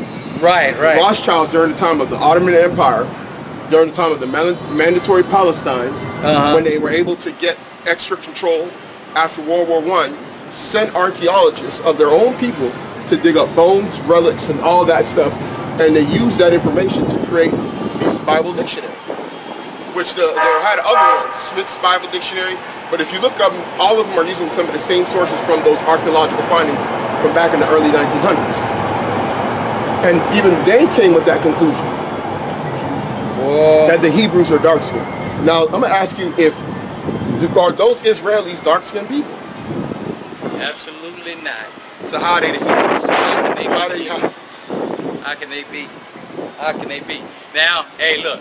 Now, we're not saying that there may not be some amongst them. Yeah, we're just saying Israel. Now, I said Israelis for a reason. Yeah, Israelis. But amongst them, yes. Yeah. But generally speaking, right. How could they be? And they need to let us know how did they turn what they are now, or whatever. We need to have the explanation. So just to go into that piece again on that ruddy, because after the definition that the brother done brought out, this is 1 Samuel 16, and I'll start. That's the example it gave. The 1 Samuel 16. That's a reference. Oh, it did. It did. And it says, and this is talking about David. This is talking about David, and it says, and he sent and brought him in. Talking about David. Now he was ruddy and withal of a beautiful countenance and goodly to look to. So man, you can't put in there this brother. Now that definition said the dark skin of the Hebrews. Now, why would they just, if that is how they're saying generally that the Israelis look like, right, why would they need to describe him right, if there wasn't something a little bit different about him than the rest of his own brethren? Exactly, man. Come on, man. Come on, man. The most I got these cats in the trick And this is bag, how bro. crazy it is. That ready could be as ready as LeBron James. Right, right. Because we don't know if generally back then, especially among probably the Southern Kingdom, or among Israelites in general, but especially among the Southern Kingdom, they probably were on average as dark as Michael Jordan. Idris Elba, dark. That's easy to believe. I mean, that would make perfect sense. Look at your boy. And then here's somebody. He might have been the complexion of a LeBron. LeBron James is dark skinned, but he has a ruddy tone. Undertone. He has a ruddy undertones on his skin. Look at your boy Solomon, man. That boy was touched. That boy was touched with the sun. It said, man. That boy was dark, man. He said I was dark as the tents of Kedar, man. Come on. You look up tents of Kedar. Them boys are black. That boy was probably as dark as Michael Jordan or Kevin Garnett. Hey man, that brother Lips probably was black, man. He was really dark skinned. He was a dark which that is ultimately going to be considered the ultimate standard of beauty, right? In the kingdom, right? It's going to be a dark chocolate Yahawashi coming. Is that you? Oh, I thought I heard. No, my phone. I don't have it on. Oh, somebody else. Yeah, somebody has a phone. Yeah. But yeah, not here. It's all right here. Right here. Somebody must be right around the corner. Yeah. So we got to have an understanding of that, man. Yeah, man. So that thing right there, man. You know, it's just because a lot of times, man, you start reading when you first start getting into these scriptures, man. These things will throw you off, man. Big time. Big time. Because of Newspeak, man. Newspeak. Old English mixed in with the evolution of the English language and Newspeak, which Esau is the corrupter of language. Exactly. So the Old English stayed very concrete for a while. Right. For a long time, it stayed a certain way, and then Esau, when he took over, he messed up the language. He added J's into it. Yep. He started doing other stuff. Yep. Then he started doing other stuff. See, you couldn't do that among our people. Right. We would want to have some semblance of consistency. As a people, we wouldn't want to jack up the language. Cause see, that's kind of like when you go into Mandarin, man. Like I was speaking to this Chinese cat when I was back in I was working at Texas Instruments back in the day, and the dude told me, he said, you could take me back 1,000 years and I would still be able to understand my language. I could go back 1,000 years and my language will still be intact to where I would understand what is being written.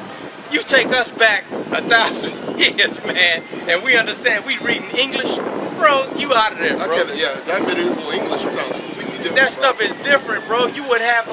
They come to and say, where's it goes to yonder? Yeah, like, what the hell? Yeah, man, you be like, what?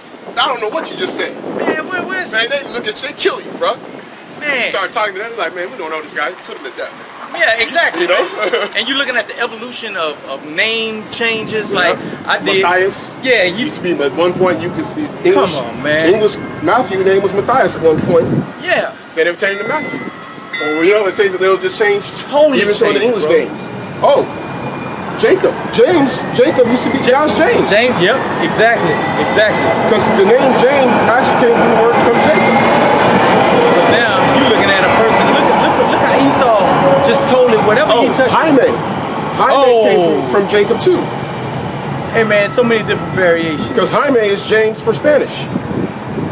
That cold, bro. Esau is a cold dude, man. He tears up everything, man. He tears up everything. That's why when you see some of the old school things of King James, it'll say Jacob. Right. It'll say Yaquab. Yep. You know, the Iquab. Yep. The I. It'll say Iquab or Icum. Yep. Because that's really his last name is Jacob.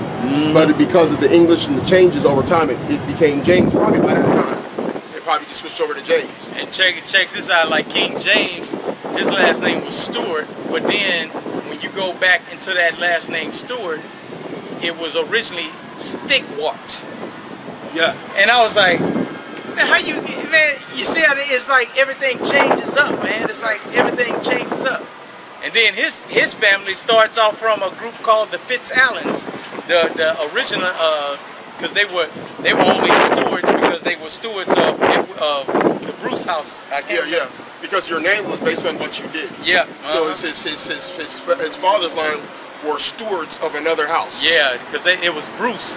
So they were householders.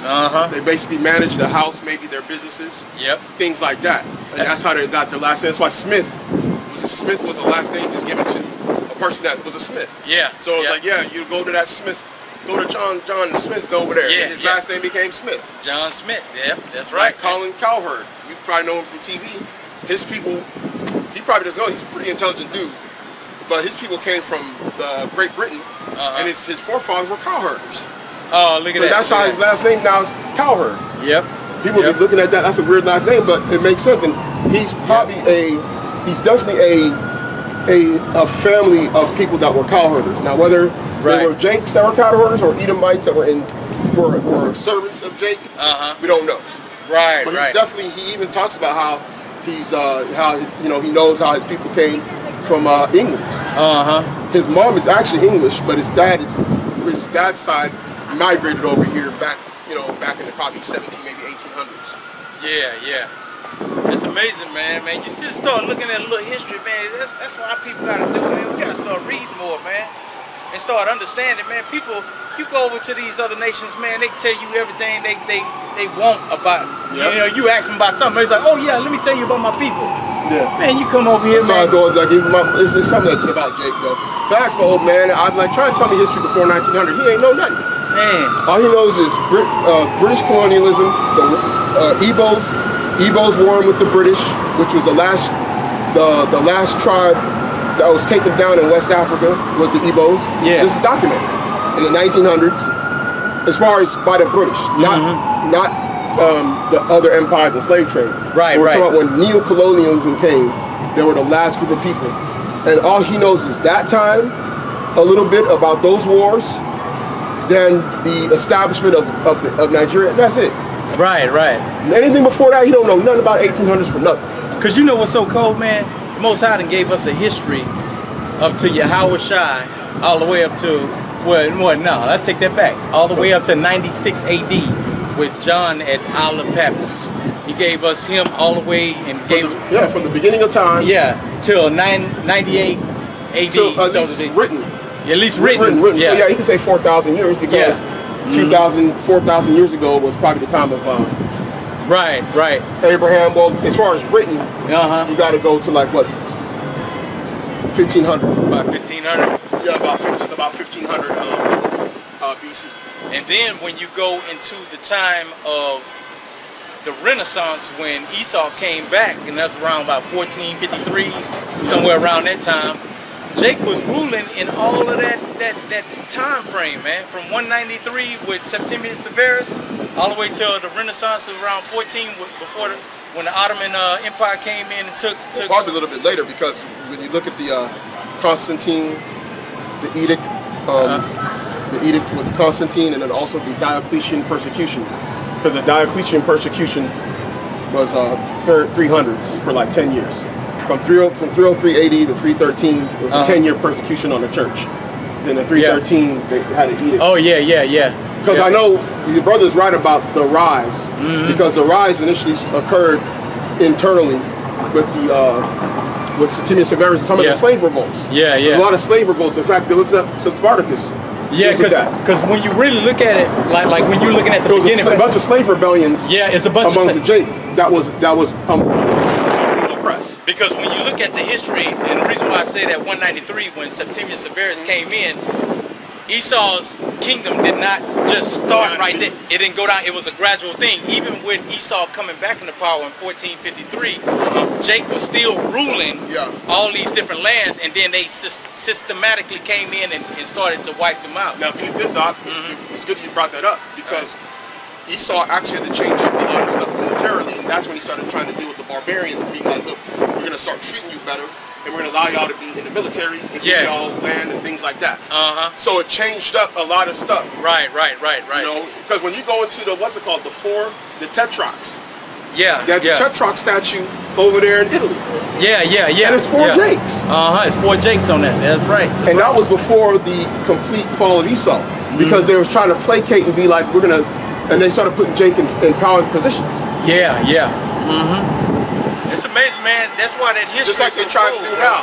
Like they try and put Jake as governors or senators. Well, not governors, because governors is very hard for Jake to win that. But they try to put Jake as senators in certain positions. Mayors, you see. Mayors. Yeah. You know, different people within the cabinets and stuff. That's what they were doing. See, nothing new under the sun. For hundreds of years, Esau did not do that with Jake. But then when stuff started getting tight, he was like, okay, we'll make y'all some general pulling pounds. They started the same thing, man. It's just repeating Come itself, on, bro. man. It's a cycle, The modus operandi, nothing new under the sun. That's what Esau do. When stuff start getting tight and he started realizing that he can't control us, then he started trying to give us moral victories and things like that. And to this day, Jake like that. And Obama was a great president. What did he do for you? Obama, him just being there was just a sign of change. What did he do? What did he do tangibly? Right. What was the change? What was the change? What tangibly did he give us? He gave us hope. Dude, man, and when you really look at this, hope deferred make the heart sick. right. That's right, man. That's right. You know, shoot, what man. Hope, man? There's no hope. Man, that's just like when you go look how Esau operates, crazy, man. Because this dude is a copycat, man. Esau is a copycat, and he gets everything. Like when Esau, he studies his own history. He knows where they messed up and what they did in the Roman Empire. And Esau ain't stupid, bro. And he gets most of his stuff from these scriptures, man. Because look what David did when he took down Edom. He put garrisons all throughout Edom, man. Yep, he put military bases. Military bases. What does Esau do? He does that same thing. That's why they kept them in check, because they had those garrisons all throughout there. David was going through wrecking shop, and it said he put garrisons all throughout Edom. And so it's like, man, come on, man. He knew he had to do that to them people, man. Yeah, he knew it. He's like, I don't trust these jokers. We put military bases all up in that joke. all up in that, bro. And that's what Esau does to this day. He copied that and used it for his today. Yep. That's why they got military bases in every corner of the planet. But see, Esau studied that history and he understood. He understood from a military standpoint. See, they don't see what Esau don't want to. Esau doesn't want to go into the time of David and the mighty men, right? And really show you that the first foremost military expert in minds was that particular generation of Israel. Yep, that's right. That's right. Those dudes were masters, man. Those dudes were masters. The best, the best general in Joab. Yep. Joab, he can send Joab on his own. Like, listen, man, you got to take down Ammon. He's like, I got you. That boy probably out there looking like Kimbo Slice. Man. That boy probably looked like Kimbo Slice with a big old sword. Like, hey man, I got you. Hey man, come. He don't say come like we do. He say come. Come the ball. Yeah. I got you. You know, come the ball. Hey boy. Hey, that boy had to be a beast, man. That boy had to be a beast. Man, them boys was rough, man. Them boys probably a monster, bro. Hey, man, because when you go through the history in 1 Samuel, go through 1 Chronicles, you start seeing what them boys was doing. Them boys was wrecking shop, man. That boy was like, hey, you go that way. If the battle be too strong, come and helpest thou me. If I go this way and it be too strong, you come and help me. Man, them boys was just straight gorillas, man. For real. Them boys was gorillas, bro. For real. I mean, it's good to go through that history, man, because it gives you an idea of what how people's mentality was. That's why the downfall of our people is so freaking low, bro. That's the biggest fall off ever. Yeah, that's oh man, by far in all the history. You know how they be talking about like you know how in sports they be talking about, man, who was the biggest bust? Jake was the biggest bust, man. Oh man. Jake was the one with the most potential and fell, bro. Hey man. Jake is the biggest bust in history. Hey man, that's like that Mike Tyson Buster Douglas fight, bro. Yeah. You like, man, how can you like what? It's like seeing Penny Hardaway fall off, bro. Oh man. When you was a kid, man, Penny Hardaway, man, listen, dude. I was like, that dude was Penny Hardaway was killing Jordan, man, in '95, man. They tried to erase the tapes of history of Jordan because of that, man. He out there 6'7", posting him, hitting him like magic. And that boy was Come on, man. That boy had that fadeaway jump shot, that turn around on him. Hey, that boy was cold, man. And he fell off, man. That's what happened with Jake. Yep. Penny was about to be was Penny stayed in his physical prime. He would have, and he could have developed his skills. He could have been the GOAT. He could have had 5-6 rings. Man, the Magic would have been a team to beat, bro. They would have been a team Especially to beat. if Shaq had stayed there with that boy, he would have been winning rings in Orlando anyway. Yep. And that would have been maybe just as good or better or just as good of a partner than Kobe, because at least Penny was a team player. Yeah. So he was okay with Shaq getting the shine. That could have been a Kareem Magic again. Yeah, a Kareem Magic piece, man. With that relationship, just how Jake fell off. Yep. Jake was like Kobe. And Yahweh was like Shaq, and you got the most dominant force in the world, and you like, man, I don't want to play with you, man. And now, what happened with Kobe after that? Kobe started about me to make the playoffs, first round exits. Then he had to beg. He was running on TV, on camera, talking about, like, trade me, I want to get out of here. Come on, man. I ain't got nobody. Nigga, you ran off your help, bro. And that's what Jake did. Jake ran off the help, bro. Yep. Yahweh, man. Yep. They cast it aside, man. And you know, during that time, man, the mighty man was some rough dudes, man. Even David, being a mighty man himself, man, he was like, man, these cats right here. He said, man, y'all some wicked dudes, bro. Yeah. Them dudes was, man, like, what was that Joab did, man? He went and killed those two brothers that killed his brother. Yeah. But David had told them that this is, I'm assigning he said, there shall nothing be done unto thee for what thou hast done. And so he had already made the covenant. Then, hey, look, he's like, okay, the king said I'm good. What Joab and his brother do? Go out there and kill the dude. Say, man, you wicked, bro. Yeah. You know what I told y'all not to mess with the dude. You did it anyway. Yeah. Man, when you listen to what David was saying to these brothers, man, he was like, man, all these wicked cats, bro, I got them underneath me. Man, these dudes are wicked. Hey, man. You're like, dang, bro. I was like, boy, when I was going through that history on that, I was like, whoo, boy, you have to be a special type of brother to have to deal with all that, man. Yeah. But then when the sun came up, man, Joab was on the horns, man. He's trying to run away from Solomon. He took him down, man. Yeah. Benaiah. Yeah. Well, what was the verbiage they always say? He said, fall upon him. Fall upon him. Hey, man, I was like, boy. Yeah. Them boys is cold, man. For real. And just think, man, when that time comes, man, that same type of spirit, but then even more strength and power granted unto the children of the elect, man. Yeah. That's the beauty of it, man. That's the beauty of it, bro. You just like, man. Because who are they going to take down? Listen, man, who are these Christians, man, talking about the saints come marching in? Who they marching in on? Ooh, come on. Who they marching in on, man? Come on. Hey, man, our nations can be saved. That used to be like when I was a little kid, man. That was one of my favorite songs right there. I was like, when the saints go marching in. I always had this vision in my head, man. That was the only thing I liked about church was that song that came by. And then I was like, after that was over with, I was ready to go home. Yeah. I was like, man, I don't want to hear all this crap, man. As a little kid. But yeah, man. I mean, what did the scripture say? That those that the feeble of Judah shall be as David, and those that are David shall be as God, or something like that. So, man, that's some serious power that's going to be granted unto our people, man, by being obedient, man. Because without your power, man, you ain't nothing. So why would you not want to be something in this, in the kingdom, man? Embrace your power, man. He's gonna give you everything that your heart desires, man, according to righteousness. Because Jacob gets simple and be like, man, look on a big old blunt. Yeah, man, I can have a pound of weed. Jake gets real simple quick. Jake starts thinking, I can get anything I want, man. So 1 pound of weed. You're like, come on, Jake. Anything, man. He said anything. Yeah, you gotta break it down for Jake. Don't need to tell Jake that when your apostles already told you you can get it. right. Shoot, apostles already told you can smoke that weed. This is Zechariah chapter 12 and verse 8.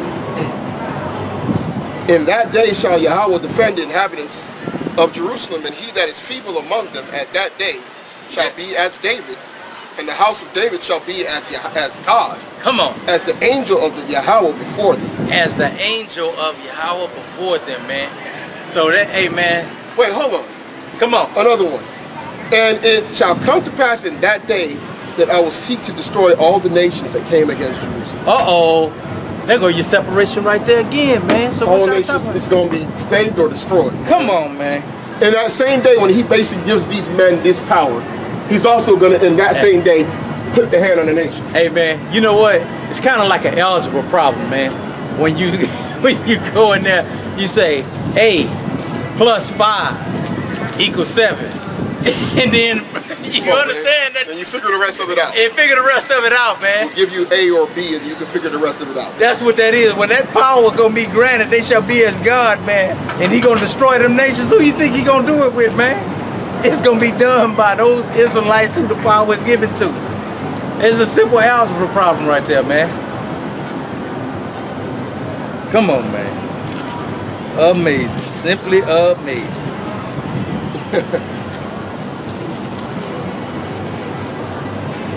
I mean, somebody got to be this, man.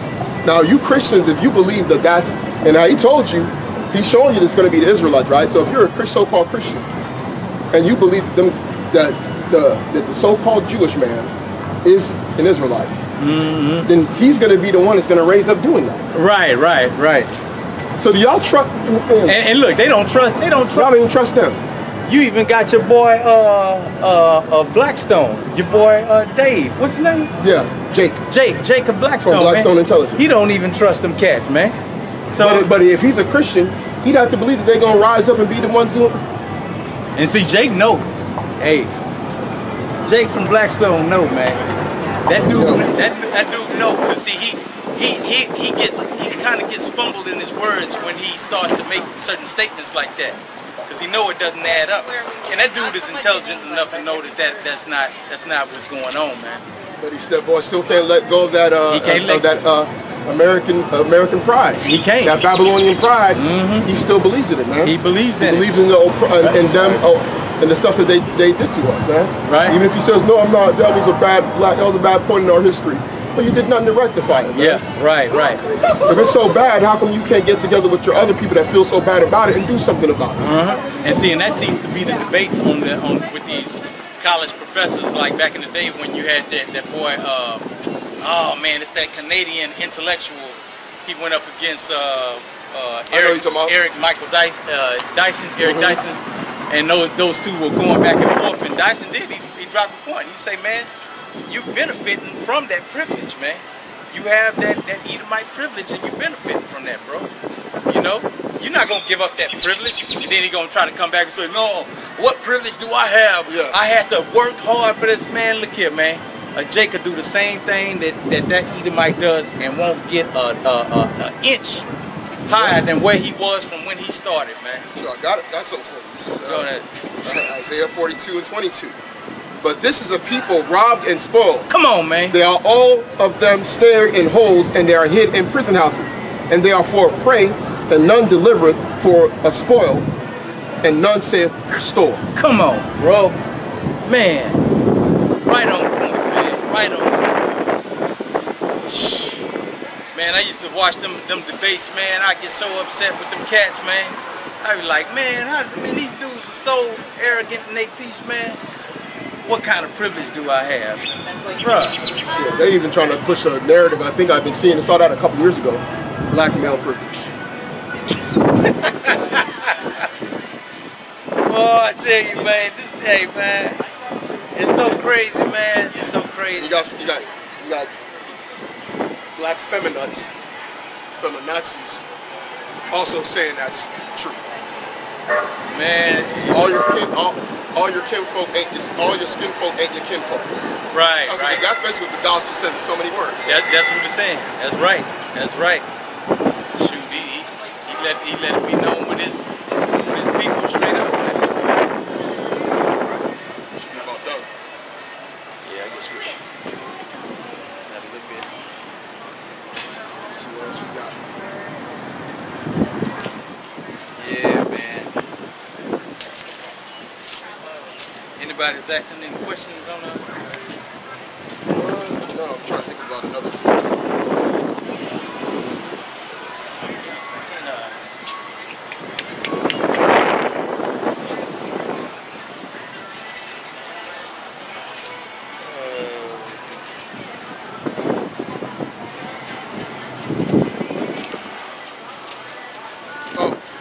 going back to that circumcision, right? The covenant of circumcision is proven again that it didn't include the other servants in the house or the son of strangers in the house of Abraham. Okay? This is Acts chapter 7 and verse, we'll start at verse 7. And the nation to whom, no, let me go somewhere else actually, hold on. Here it is, it says it's heavy. This is Acts chapter 7. Start at verse 1. Then said the high priest, are these things so? And he said, men, brethren, and fathers, hearken. The God of glory appeared unto our father Abraham when he was in Mesopotamia, before he dwelt in Haran, and said unto him, get thee out of thy country and from thy kindred, and come in the land which I shall show thee. Then came he out of the land of the Chaldeans, and came and dwelt in Sharon, which is Haran. And from thence, when his father was dead, he removed him into this land wherein ye now dwell. Right. And he gave him none inheritance in it. Not so much as to set foot on, yet promised that he would give it to him for possession and to his seed, singular, after him, when as yet he had no child. Right. So there was a child, a seed that was supposed to get that promise. Let's continue. And God spake on this wise, that his seed should sojourn. So there's a particular seed that was going to sojourn. Right. Should sojourn in a strange land, and that they should bring them into bondage. So that seed had them, a nation, which is the them, Israel, into bondage and treat them evil 400 years. And the nation to whom they shall be in bondage will I judge, said God, and after that shall they come and serve me in this place. And he gave him the covenant of circumcision.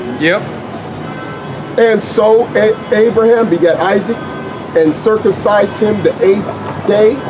And Isaac begat Jacob, and Jacob begat the 12 patriarchs. Come on, man. It showed you who the circumcision covenant went down to, man. Went down to Isaac, man. And then to Jacob and the patriarchs. And then to the 12 patriarchs.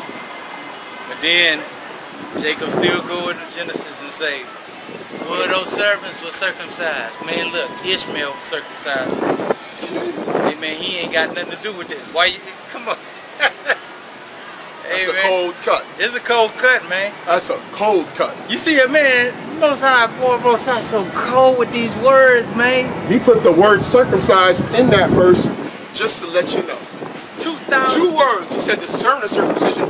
Then he said when he begat Isaac, he circumcised him on the 8th day. Come on, man. Didn't say nothing about no Ishmael. Didn't say something about the sons of Keturah. Come on, man. Didn't say nothing about Esau. Didn't say nothing about Esau. Went straight down, skipped over down, straight to Jacob. Hey, man. Hey, man. It's the coldest book on the planet, man. It's the coldest book on the planet. Puzzling people for thousands of years, bro. Man. That's what's so cold about it. Thousands of years, this book is puzzling people, man. It's puzzling people for thousands of years. And what was happening in that 7 was the one where you teach when you're preaching. That's how you preach to the circumcision. You let them know, hey, you got the covenant. You remember you were circumcised. You let it relate to them. Like, man, I'm a man. Man, Israel, I'm circumcised because of the covenant of Abraham, Isaac, and Jacob. So he be all things to all men. That's how he was breaking it down to them. There's a way to preach to the uncircumcision. Because see, we got to use this tactic for those that believe they're Israel. Right. But for those that don't believe they're Israel we got to preach to them the way Paul and Barnabas were doing. You know? Men and brethren, we see that y'all see so superstitious. This unknown dog. God, hear I declare it unto you. This God made heaven and earth and everything that they're in. Why would you go worship these idols? And look, and look at this. That can't speak or talk or make nothing. That had to be fashioned with man's hands. Come on, man. Then he'd be like, yo, damn, you're right. Well, I made this and I'm praying to this and I done seen the dude mold this joke and I went and bought it to him just to pray to it. Man, I pray, man. Dude, how am I gonna pray to something that's made when the thing that makes that made the whole world and earth and the universe and everything therein is greater? now you realize I'm in idolatry. I'm in that. Come through, swinging with the Yahawashi. Man, and you know what? Tell you something about that idolatry. It's levels to that thing too, man. Yeah, for real. There's so many different levels, and cause see, idolatry can come in different fashions. You don't necessarily have to fall down and pray into that, man. You can be idol to anything, man. Yep. That could be, that cash can be your idol, man. Yep. That car can be your idol. Yep. Man, I gotta keep this bad boy clean. I'm on it. Oh, look here, I got this whip. Look at my whip, and you just go down 288. Man. Come go on. down 288, exit, hit Emancipation Avenue. Yeah. You're gonna see Jake there. If they ride, man, that's their baby. That's the only thing they care about. That's all they care about, bro. Every Sunday they gotta be out there on color. Man. Out there on Scott, swinging through, going slow. And a dude would take somebody out for his idle car. Yep. A cheap Cadillac. Come on, man. Hey man, you just threw dust on my spokes, man. What's going on, man? Yeah. Dude, pull out the hammer and take somebody out for putting dust on the spokes. Yep. That's how simple, man. That's how simple, and that idolatry will take you into another world, man. You actually got to get yourself into a position where things of this world, because see, the love of this world is at enmity with the Most High. So get that Colossians 3, y'all. Yep, that's it. So you got Colossians 3. You can finish it off with that. Yeah, because you gotta get yourself into a mode of getting away from that, man. Because it's yeah, Colossians 3. You can start at the top. Yeah, because you got to get yourself into the mode of getting away from this thing, because what it does, these idle things bring you into bondage of this world. Yeah, that's why Esau. That's why it's a consumerist nation. It's built for you to idolize something. Yep. This is Colossians from the top. If ye then be risen with Mashiach, seek those things which are above, where Mashiach sitteth on the right hand of the Most High. Set your affection on things above, not on things of the earth. Come on, man. Because see, these earthly things, man, it brings you into a difficult situation. It compromises your ability to properly do those things that are pleasing unto Yahweh and Yahawashi. That's right. Because see, even, you know, every brother and sister has to go through a test. They have to go through some sort of test in this thing. Because those things that we valued in the world, we have to disconnect from. Yep. Man, I had a house, I had multiple cars, had bread in my pocket. I got stripped of everything. I went to zero. No house, no cars. Cars is paid off too. And bread went to zero. And Most High reset me, so to speak. But it was, you know, when I look at it, it's kind of like one of those things where you're saying, okay, I really don't care about this stuff. Yeah. You know, and you know, I care for your daily bread. Man. Yeah, for your daily bread, man. And then what happened? Boom. I started going right back up again. I mean, the Most High. Now the Most High can give it back to you because you know how to handle it better. You know how to handle it. Hey, same thing happened to me, man. It's crazy. I lost my house. Right. The brothers know. You know, them brothers they never got to see my house because around the time y'all came in, it's right when we met in GMS. Around the time I was losing my home. Right. Had me a nice little one-story in one of the best neighborhoods in Houston. Right. You know what I'm saying? Because the brother knows the area. I used to ride around that area. I know it was a nice area. Very nice area. Schools. I'm talking from a carnal standpoint. Right. Schools. Right. Diverse, close to the freeway. Right. I mean, all kinds of stuff. You know what I'm saying? My truck. I had a truck that I liked, reliable. Had that joker for a long time. I couldn't afford it. Right. I was trying to hold on to it. Man, I read that Colossians 3 one day. It made it easier for me to just, when I read it, I was like, man, let me just get rid of this, man. Because what I'm trying to do is more important than this. Right. And it's going to help us with building towards the kingdom. And you know what's so cool about and the Most High can bring that stuff back to you 2 times better. Words right out of my mouth, bro. Words right out of my mouth, man. Because he'll give it back to you. Hey, man, he'll multiply it, bro. Yeah. He'll multiply. Because you're trusting in him. Because the reason behind why you're doing it, a lot of times is a spiritual reason. Yep. You know, like my reason was, man, let me move it. Because for one, I need to get myself in a better position quickly to be able to have myself flexible to push the ministry. And then the Most High set me up with a situation where I got a vehicle that I ain't had to pay for. Come on, Doc. Come on, Doc. Come on, Doc. Hey, man, come on. And I didn't even know. When I made the decision consciously, that's when he showed me how I could get a vehicle. Hey man, and you know without even have to pay for it, brand new. And you know what's so cold? That's what makes it even that much more better, man. When you don't even know, bro. Yeah. That's truly going into a faith aspect. Yeah. Because you don't know what the outcome is gonna be, man. When I got rid of all that stuff, and then I went overseas and I came back, I had no job, I had no bread. I was like. I was like, how did brother got a brand new, bro? It was brand new. It was like 15 miles on it when I got it. Come on, man. You didn't have to put no car note or nothing. Bro, that's beautiful, man. That's beautiful, man. Hey, man, that just goes to show, man, putting that faith in. You guys gonna be hitting me, man, how'd you do that, bro? Hey, man, it just... But it worked out so beautifully, bro. The thing worked out so beautifully that, you know, the brothers I was just like, man. So tell me this, if you would have been like, man, I can't get rid of this thing, man. I would have been taking that joker to the shop over and over again, paying money, and I would have been more in the hole and further away from advancing the kingdom. See, man? Hey, man. Hey, you know, the Most High make a brother, you know, he tests us on all aspects. Humility versus the pride. Yep. And see how much of that spirit of pride you have as opposed to that spirit of humility, man. Yep. And see, what is the thing that the Most High delights in? Hey, man, a humble and contrite heart, bro. Yep. Hey, you know, yeah, that's his thing, man.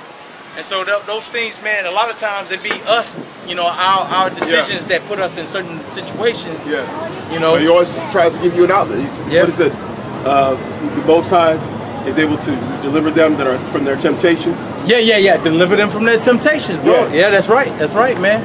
Cause see, hey, even in the prayer, lead us not into temptations, but deliver us from the. Hey, man, hey, idolatry is evil. Yep. You know, coveting things is evil. You know, those are against that's in the commandments. Yeah. So we just gotta be wise, cause we trying to grow. We trying to grow into a higher level, man. It's almost like we gotta do like, and I thought about it. I talked with other brothers as well about it, but you know, about being a minimalist. It is being as pilgrims, bro. It says be ye as pilgrims. Yeah. See, Esau messed us up. He messed up a lot of our people by taking out this apocrypha. Yeah, he sure did. He messed up a lot of our people by taking out that apocrypha because a pilgrim knows that there's no guarantee that they're going to be in the same place. Right. That they're a sojourner. Yeah. When you're a sojourner, you don't have a mentality of being settled. You want to be flexible. You don't want to be too comfortable. Yeah. So you want to basically keep yourself as efficient as possible. Even Esau is becoming a minimalist because they believe the society gonna collapse. Yeah. So they're learning how to have certain vehicles, which if they have to live in their car, they can make it comfortable. They can have rechargeable batteries. I mean, that's their mentality that they're having. Yeah. Because they're trying to have a pilgrim's state of mind. You know, not have too many clothes. Right. That's what minimalism is. Yep. You have a place, but look, any clothes I don't need, these are all the clothes I need.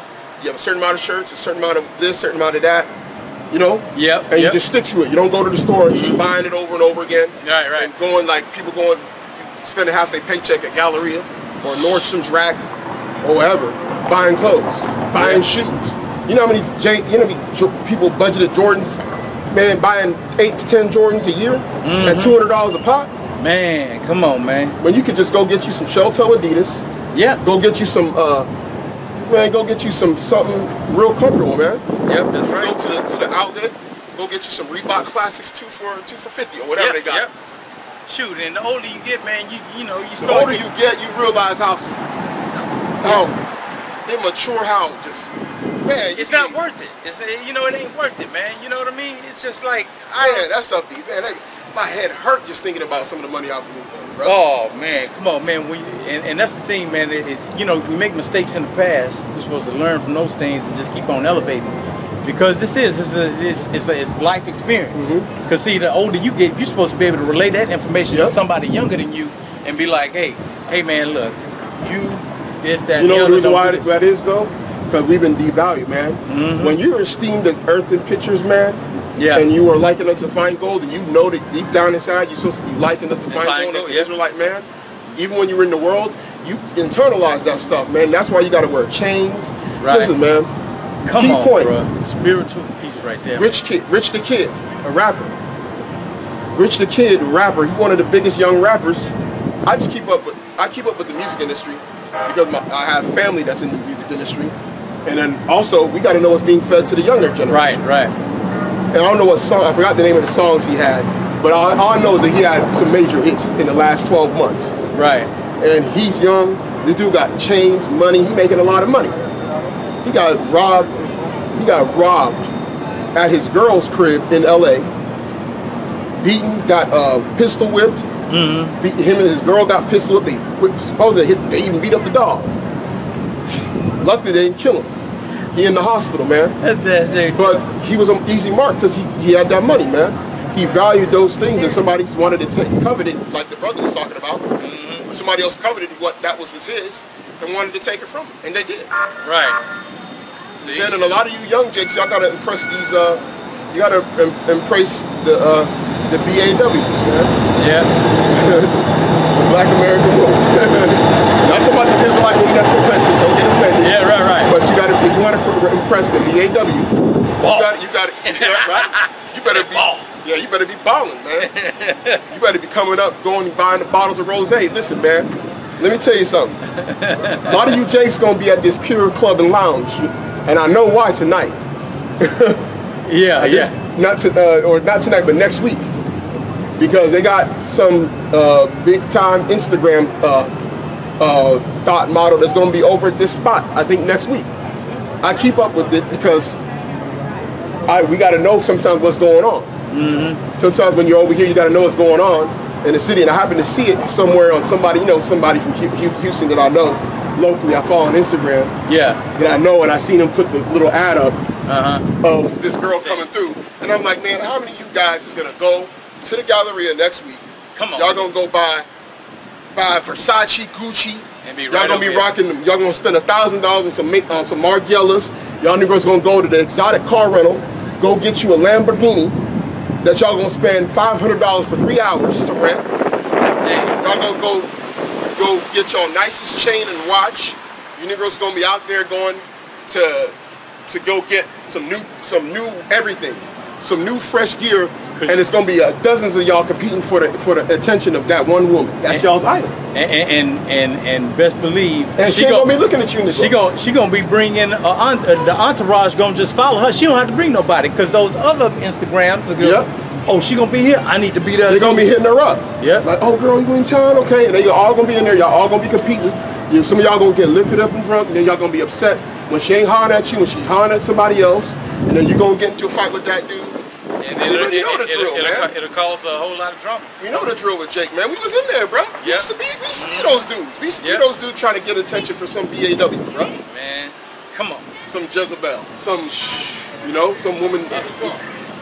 Oh, yes, okay. All right, bro. Hey. All right. Hey, come over here. We'll get the brother get a card. Hey, get a card. Let me get you one of our cards. What is card? Yeah, we need to probably So our YouTube page and our email contact. Doing YouTube right now? Yeah. Cool. All right. I'm gonna give y'all a shout out now. All right, no problem. Yeah, man. Hey. Yeah. This place is through, bro. It's done. I didn't show you the picture of in LA, in South Central. They got a church. They got a Spanish-speaking Israelite church over there. On the building, it says Israelitas. Oh. On the building. There's an actual Spanish-speaking Israelite group in South LA. Bro, see, this is so cold, man. Oh, I wonder, because LA. It's over there off of, I think, 79th and Vernon. Because I got family in LA, I know exactly where that's at. What was that brother that you put on the link? Where was he from? Remember the Jake that you put on the link where he was out there, he said he was gangbang, he got hit in the... Oh, he's from LA? Yeah. He's from, he's from like Gardena or the 100s, like they call it the low bottoms over there. Oh, he's from LA. Yeah. So man, this word is getting out, man. This is a beautiful thing, man. So you know that this end, as Israel is, this thing starts. It's too much, man. Everybody know. Listen, if you're a Jake and you ain't heard about this, you must be insulated amongst some Edomites. Yeah, you must. There's the only way. As big as this thing. Even if they don't believe, you cannot tell me you heard about. Hey, you're an Israelite, or you might, or this is why our people in Christian, we broke the covenants of our Heavenly Father. Right. There's no way you have not heard. If you are over the age of freaking 20, man, this thing is. There's no way you don't know about it. We had 17-year-old brothers coming out here. Remember them with the yellow hair? Yeah. Came out here, brother, pull that Bible out of his back, bro. You're like, oh, okay, this dude walking around with his sword in, listening. I was like, shoot, man, 17-year-olds coming through here, man. That's unheard of, man. This place is through, bro. This place is through, man. Because you can't have a generation growing up knowing you got boxers. You got boxers, got Yahweh on their trunks, man. Come on, man. Fighting, got it on their trunk, man. Zab Judah was up there pushing that stuff. You got other boxers that's pushing it too. And you know, with that coming out there, Mayweather too. Mayweather had the, now he was going off, but he had this star David on him, yeah. And then likewise, man, and that's to let you know that they see that, so they prepping up too, just like the boys over there doing those supremacists in the military training. Yeah, but I wouldn't be surprised if LeBron knows too. Yeah. LeBron don't eat unclean foods. Come on, man. Come on, man. Everybody knows that in the NBA. You can read articles about it. Hey, like, man. People have pork in the locker room, like hot dogs. You're like, I ain't eating that stuff. Come on, man. You know. Now I don't know if you never know. You might not, but shoot. There's at one point he started growing that beard out more. Yeah. You know what I'm saying? You just don't know. But these guys, you know, and them guys definitely know. Now whether they follow or believe, I don't know. But I know in the NFL, there's a gang of them. Oh yeah, because you know Jamal Charles. Jamal Charles is in the Israelite group. When Ricky Williams was in the game, he was jumped in there for a little bit too. Yeah, Jamal Charles, if I'm not mistaken. UT running back, multi-year Pro Bowler, fastest running back in the league for years. This thing is getting out there. You go on his Instagram page and see. You got to be having the fringes and stuff, you know. You got to be out of your mind not to. Not to, man. Come on, man.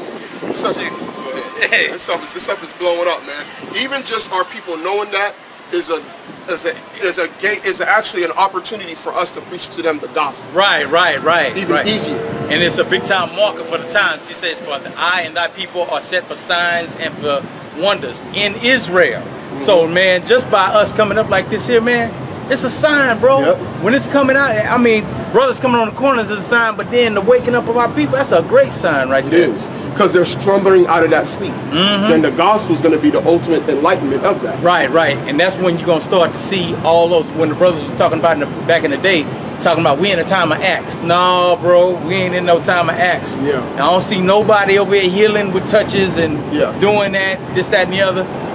When that time of Acts comes, you're going to see a great awakening. You're going to start seeing abilities being displayed around this joker. Because that thing has to turn full circle, just like everything else does. It goes in cycles. Brother's going to be sick. Come on, man. Brother, hey, he was healed within the hour. He tells you when the spirit of the power of the Lord is present to heal. Come on, man. You know, when the Most High starts turning it up, it's going to be present. Yeah. And it's going to be known. And it's going to be a strong. Now the Most High it's a strategy. Yeah. He wants it to lay low a little bit until he starts when he's turning up. He can't do that in the 60s, man. Especially if he had he gave Esau a certain time frame of rulership. He's trying to time it. He's a strategist, man. Everything. Yahweh's a man of Lord, man. Yeah. Man of war. Man of war. He's the ultimate strategist, man. Hey, man. Hey, the ultimate strategist. Hey, man. Look. Hey, man. He has the book on the art of war of Sun Tzu. Exactly. Come on, man. It's all war strategy. Even the scattering is war strategy. We even went into it that one time. Yeah. The scattering was even a war strategy in itself. He used that ultimately to also be a war strategy. Exactly, man. and look, they coming out with this new stuff. We have found this new DNA. I'm up here watching this stuff on Discovery, and I'm like, here they go again. Here they go again. We done found this new DNA. We don't know what it does. Okay. Yeah. When those what are they called? Telomeres or whatever. Things start connecting. Yeah, I studied genetics. I was I studied that as a part of my biology major. I studied upper division genetics. And you got certain genes according to Esau that are basically suppressed and not unlocked. And their belief is that those can eventually be unlocked, but it's only going to be unlocked by the Spirit of the Lord. When he transforms, the elect. And then things start happening. Hey, brother, you start seeing. Because that's what mutants are. When you go into that whole. It's all about unlocking that thing that's inside of them already. And at one point in their life, sometimes they have a certain point in their life in which it starts to unlock. And then they realize, like, dang, this gift came out of nowhere. Or this special power. Man, that's going to be amazing. But this is Matthew 26:6. Now when Yahawashi was in Bethany in the house of Simon the leper, there came unto him a woman having an alabaster box of very precious ointment, and poured it on his head as he sat at meat. But when his disciples saw it, they had indignation, saying, To what purpose is this waste? For this ointment might have been sold for much and given to the poor. When Yahawashi understood it, he said unto them, Why trouble ye the woman? For she hath wrought a good work upon me. For ye have the poor always with you, but me ye have not always. For in that she hath poured this ointment on my body, she did it for my burial. Verily I say unto you, wheresoever this gospel shall be preached in the whole world, there shall also this that this woman hath done be told for a memorial of her. And with that, we'd like to give all honor, glory, and praise to Yahweh, Ba'ashem, Yahawashi. Peace and blessings to the brothers and sisters waiting on the deliverance of our Lord and Savior Yahawashi. Shalom.